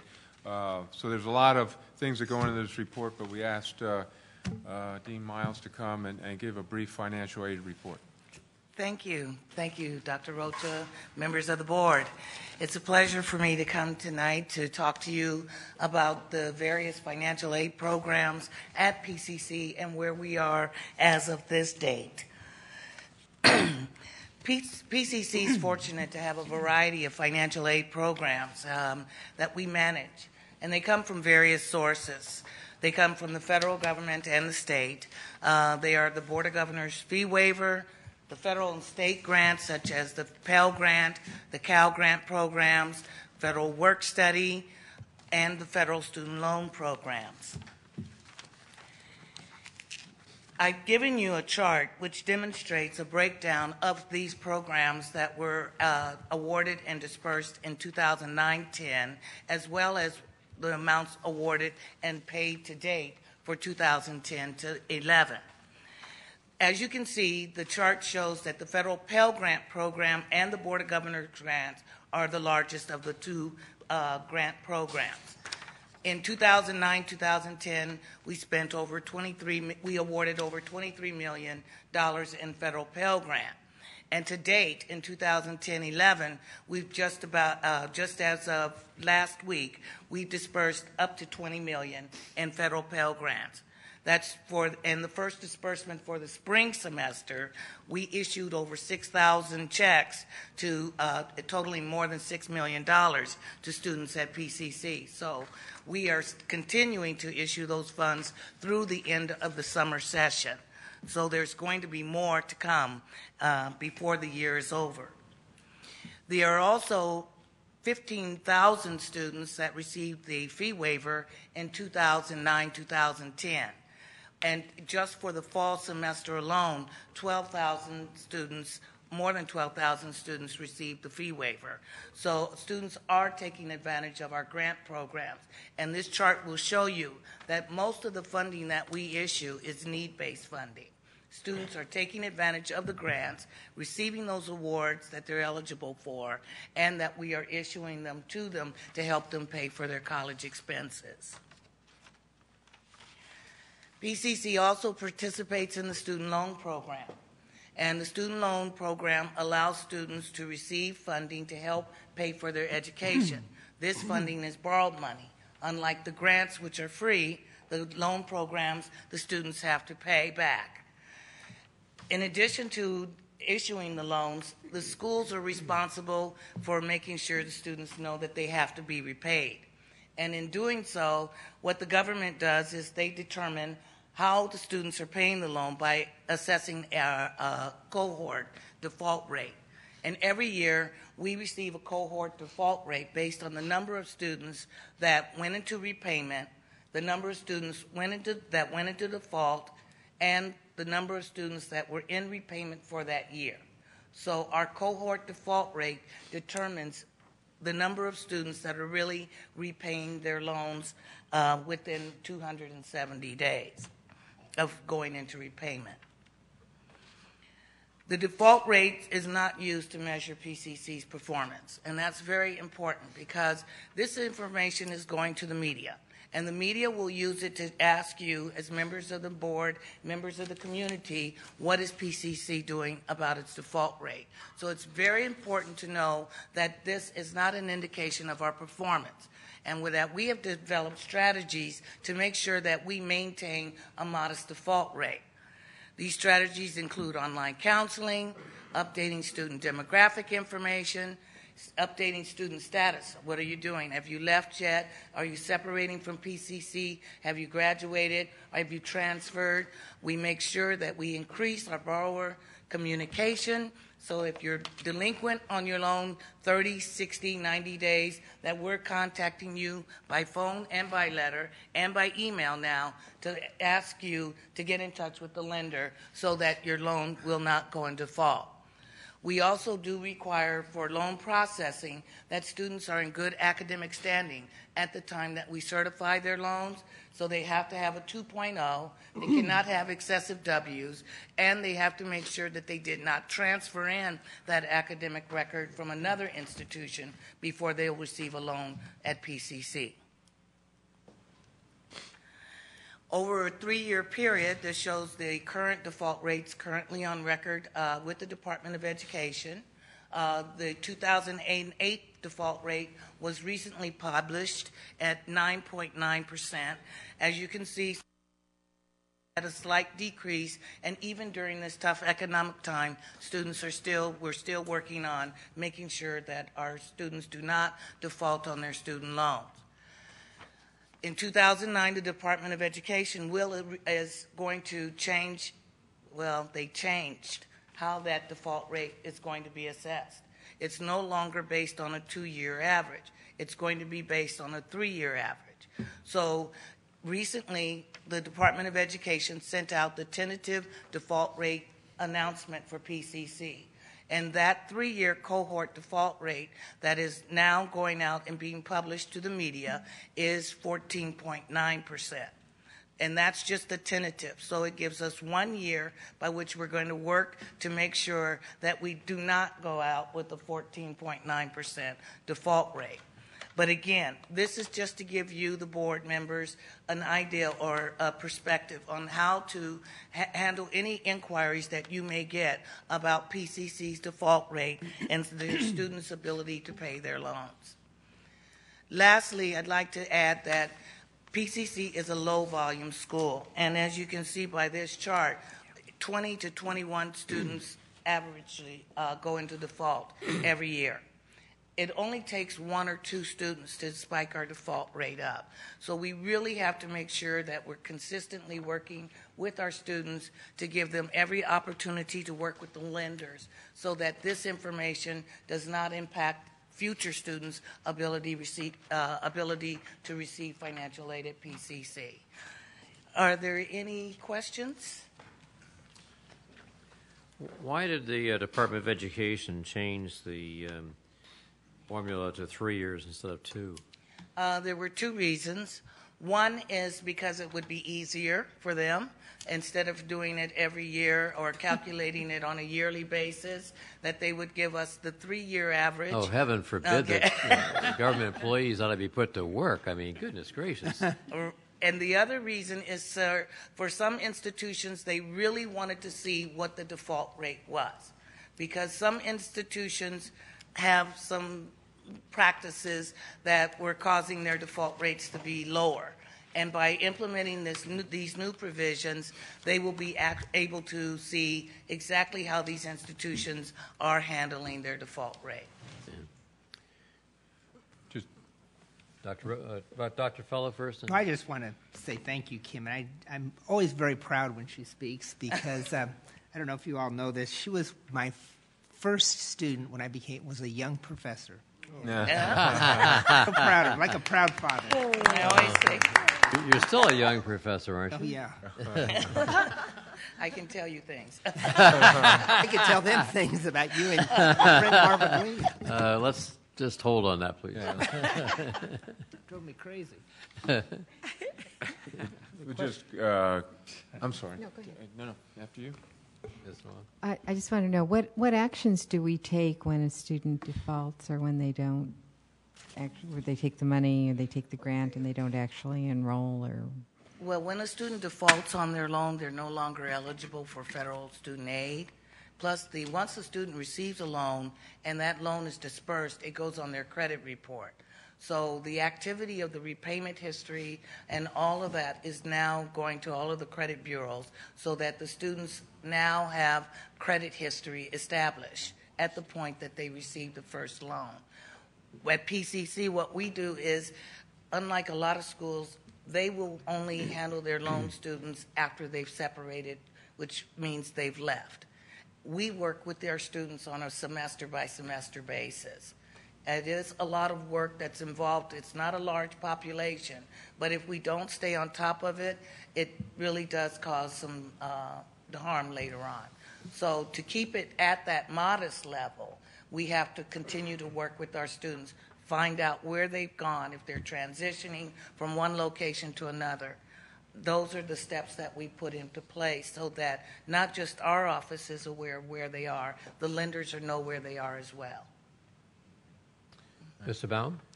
I just want to put these numbers in context. I can't tell whether a 10% is high compared to other colleges or low compared to other colleges. Can you tell me that? Well, I can tell you based on our volume. For example, at Cal State LA, they had 2,800 borrowers that went into repayment in 2008. 62 went into default. Their default rate is 2.1%. I see. And their overall 3-year cohort default rate is 2%. It doesn't mean that they're doing a better job. They just have a higher number of students. How does that compare? How do we compare to other community colleges? At other community colleges, we're right in range with Mount Sac and Chaffey, and I believe it was Citrus.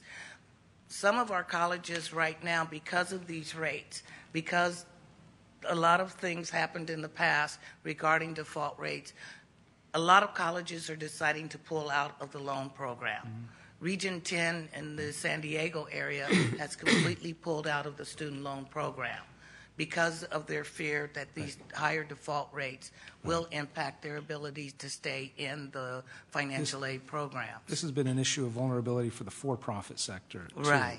Yeah. How do we compare to the for-profit sector? Our rates are higher than the for-profit sector because they have put in a lot more efforts by which they keep their rates low by having students complete certain forms and things that we can't get we don't have the students do because they're not eligible. So that's why they changed it to the 3-year measure, which will supposedly prevent a lot of that activity of messing around with the students' loans from happening. And one of the things that is happening is that our rates are going to go up, but if we increase the number of borrowers that participate, and as I think in one of the charts you'll see that our loan volume went up in 2010. We're currently at 449 students. We were at 607 in 9-10. Which means that we are trying to increase our loan volume, maintain the 20 students that go into default, and then we could keep our default rates even lower. Well, thank you for this information, and thank you for, it shows the candor and transparency that we approach. There was a very interesting program on Southern California Public Broadcasting last evening about for-profit educational institutions. Not a particularly flattering report. in No, a whole not lot at of this time. respects. So interesting watching it. Other questions or comments on this topic? Dr. Rocha? Just very quickly, again, to thank him and our great staff. Imagine, first of all, what they could do if they had computers. And but those stats, I don't want to, I want to make sure that we make a distinction between, transfer rate and the actual raw number, because these stats, to me, in my experience, show an absolutely crack staff. I mean, they're doing first-rate rate because what they're doing, which is also caring, okay? They're pushing almost 100% of our students into grants. Right. And the number of students who are taking out loans is almost zero. Right. So when you're talking about, not that, you don't want to get to perfection, but when you're talking about 20 students in default out of 7,000 students and more who are getting, if you will, grants. That to me is, one of the number one indicators of performance and financial aid. So I know the students are very appreciative, and so am I. Yeah. Thank you. So. Thank you very much, Kim. Good work. Let's move then to the next agenda item, O, College Council Report. We're going to go quickly on this one, and I asked Rick to come up. Just in College Council, I know we've had a lot of information today. I'll just introduce this. I know, Simon was talking about shared governance. If you look on my Twitter account, if you're one of my followers, the other day, right, and Simon is, I had a quotation from Winston Churchill that said, democracy is the worst system of government in the world, except for all the others. So we have democracy here. It gets messy around the edges sometimes, and that's my College Council report.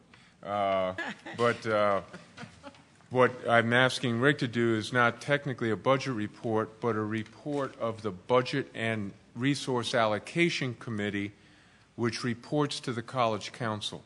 And the Budget and Resource Allocation Committee is doing hard work, as the Enrollment Management Committee is. Rick and Keith Oberlander, faculty member. Keith Oberlander is our co-chairs. And because it is so important, I wanted to make sure that we reported to the trustees tonight and put on the public record at the moment that we knew it, what the Budget Committee is working on. So thanks, Rick. Thank you. I'll be referring to this report here. So this is the result of the meeting that we had last Friday with the Budget and Resource Allocation Committee that Trustee Pack referred to. And what we did is we broke this down into 5 sections. The retirement incentive, you can see we're estimating somewhere on the order of $2.75 million potential savings, and I'll say that those savings have been front-loaded into year 1. The non-filling of positions we're estimating could be on the order of $2 million. And that would involve the administrators, managers, supervisors, and classified workers. Net reduction of credit sections, about $1.5 million is the estimate. And all these are pure estimates at this point, because until May the 16th, when we know who's actually retiring, we won't know what that number really is. But you'll see that the first point under net reduction of credit sections is to increase critical sections to students. Then we're also talking about converting fee-based for PE activity classes and lifelong learning classes, to where what that would do then is it would allow for the room for the credit sections to be made available to the students who need them. Eliminate low enrolled sections, to recalendar the year, to switch to a Carnegie schedule in order to make all of our operations in terms of the credit sections more efficient and more available to the students. And then resource or Schedule 25, which is our computer-based program which would match classroom and facility needs with instructors on the campus. Revenue enhancement, then what we'll have is enhanced income as a result of offering more fee-based classes. Contract education, continuing ed, there's pretty big demand for that. Adding F1 visa students, increasing distance ed, increasing grants, and involving the PCC Foundation more in the process. And then efficiencies, and by the way, these last two, we actually have to start working to come up with some estimates of what those might entail. Enhanced technology, which would make us more efficient. Energy reduction, which would make us more efficient and save money. Duplicating costs, for instance, shared printing. Reduction of overtime stipends, reassigned time. Increasing virtual labs so that students can access a lab off campus as though they're on campus. Reduce fund transfers, which would mean that we would see if we could narrow down the amount of money that flows at the end of the year and sweeping the accounts from the general fund to one of the other funds. Review of program viability to eliminate programs that are no longer viable, and to look at hourly workers and see how we can make that all more efficient. So what I'll do is switch to the next page. And the one thing I did forget to put on this one was that our goal, if you notice that on the first page it's $6.25 million so far that we've estimated, and the goal that we're shooting for is $9.6 million, which you can see on the next page, the Budget Advocacy Action Center, which of course is available online through the league. And the best case scenario is $5.4 million. The more realistic scenario is $9.6 million. And then you'll see that the Armageddon option is a reduction of $15.25 million. Notice, too, that on the last option, what they're projecting in order to even come up with a number that low is to increase student fees to $66 per unit. Okay, and the last page, which is something that Cindy Smith has worked pretty diligently on the last few days, is to actually call some of the other districts in our area and to see what they're doing. So certainly I won't go through the list, but you can see the various different options that other districts are contemplating in terms of the budget. So if there are any questions, I'd be pleased to answer. Are there questions of Dr. Van Pelt? I just want to point out that two districts have implemented layoffs, Yes. Glendale and Mount Sac. Correct. And that we have been able to avoid that. And that's just within this group, of course. There are many districts across the state that have done a lot of that. And so far, the league doesn't have a full survey of all the districts, so it was just a matter of calling each one of these to cull some of this information. These are our so-called market basket, colleges that we compare ourselves to. And some of these districts did their layoffs a couple of years ago, too. Like Correct. Citrus, did some layoffs anticipating all this. So. And some districts have laid off many dozens of employees. Mr. Pack?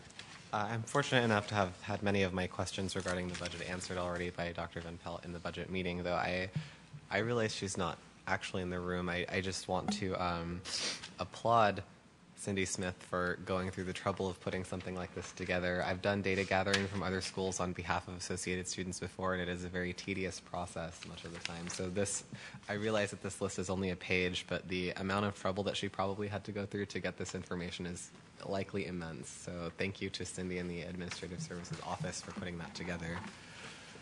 Thank you. I'll let her know. Other questions or comments? Okay, thank you very much. We'll stay tuned. Future board meeting dates. Study session on March the 16th at the Crowell Library in San Marino. At 6 o'clock we'll be starting that one. Wednesday, April the 6th, a joint meeting with Associated Students at 12 noon. Closed session at 10:30 that morning. And Wednesday, April 20th, study session at Temple City Unified School District Board of Trustees at 6 o'clock p.m. And what's the location of that, Mr. Martin? You're shooting for Temple City High School. Yeah, and that's confirmed. Okay. Good. Could we get the addresses of both sides? So We will email that to everybody. So It'll be on the agenda. Thank Yep, you. it'll be on the agenda, so you'll have it. Future agenda items. Mr. Baum? One thing I noticed, I requested the annual review of the student activity fee so that we would have an opportunity to see if we wanted to do it for the upcoming year. it's not scheduled till August 2011. That means it would be far too late if we determined that we did not want to oppose the activity fee. I was hoping that we could add that to the discussion for the meeting with the joint students. So I just wanted to put that into. It seemed to be logical, Mr. Pack. Any Yeah, comments on that? if I'm not mistaken, the intention is to deliver a report to the Board of Trustees during that meeting, specifically on the activity fee, what it's been used for, and then how well it's been received by the student And a recommendation on whether we should approve it for the upcoming year. The same thing for the televising of board meetings was intended as a one-year pilot, and we should put that on the agenda if we want to determine whether we want to continue that. Good point as well. Other future agenda items? May I just comment on the televising of board meetings? Yes. Every time I go on, and I am on Charter Cable, I go on Channel 96, and it says over and over, no data available. So I have yet to see a board meeting. Well, that'll be a good topic for discussion when we have that on the agenda. All right, Juan and I will talk tomorrow morning. Because that's not consistent with our TV or others that comment on this. But let's find out why Jeanette cannot watch replays of our meetings. Okay, the Board of Trustees is going to adjourn back into closed session, and we will return when we are finished with that discussion. To adjourn.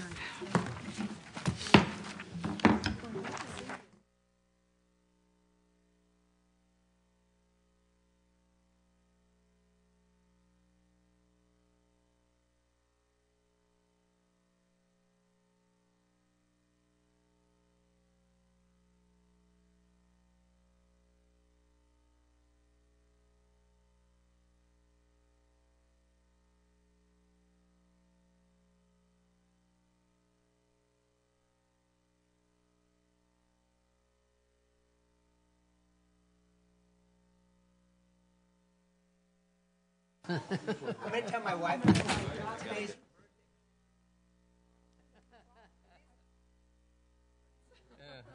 are, yeah.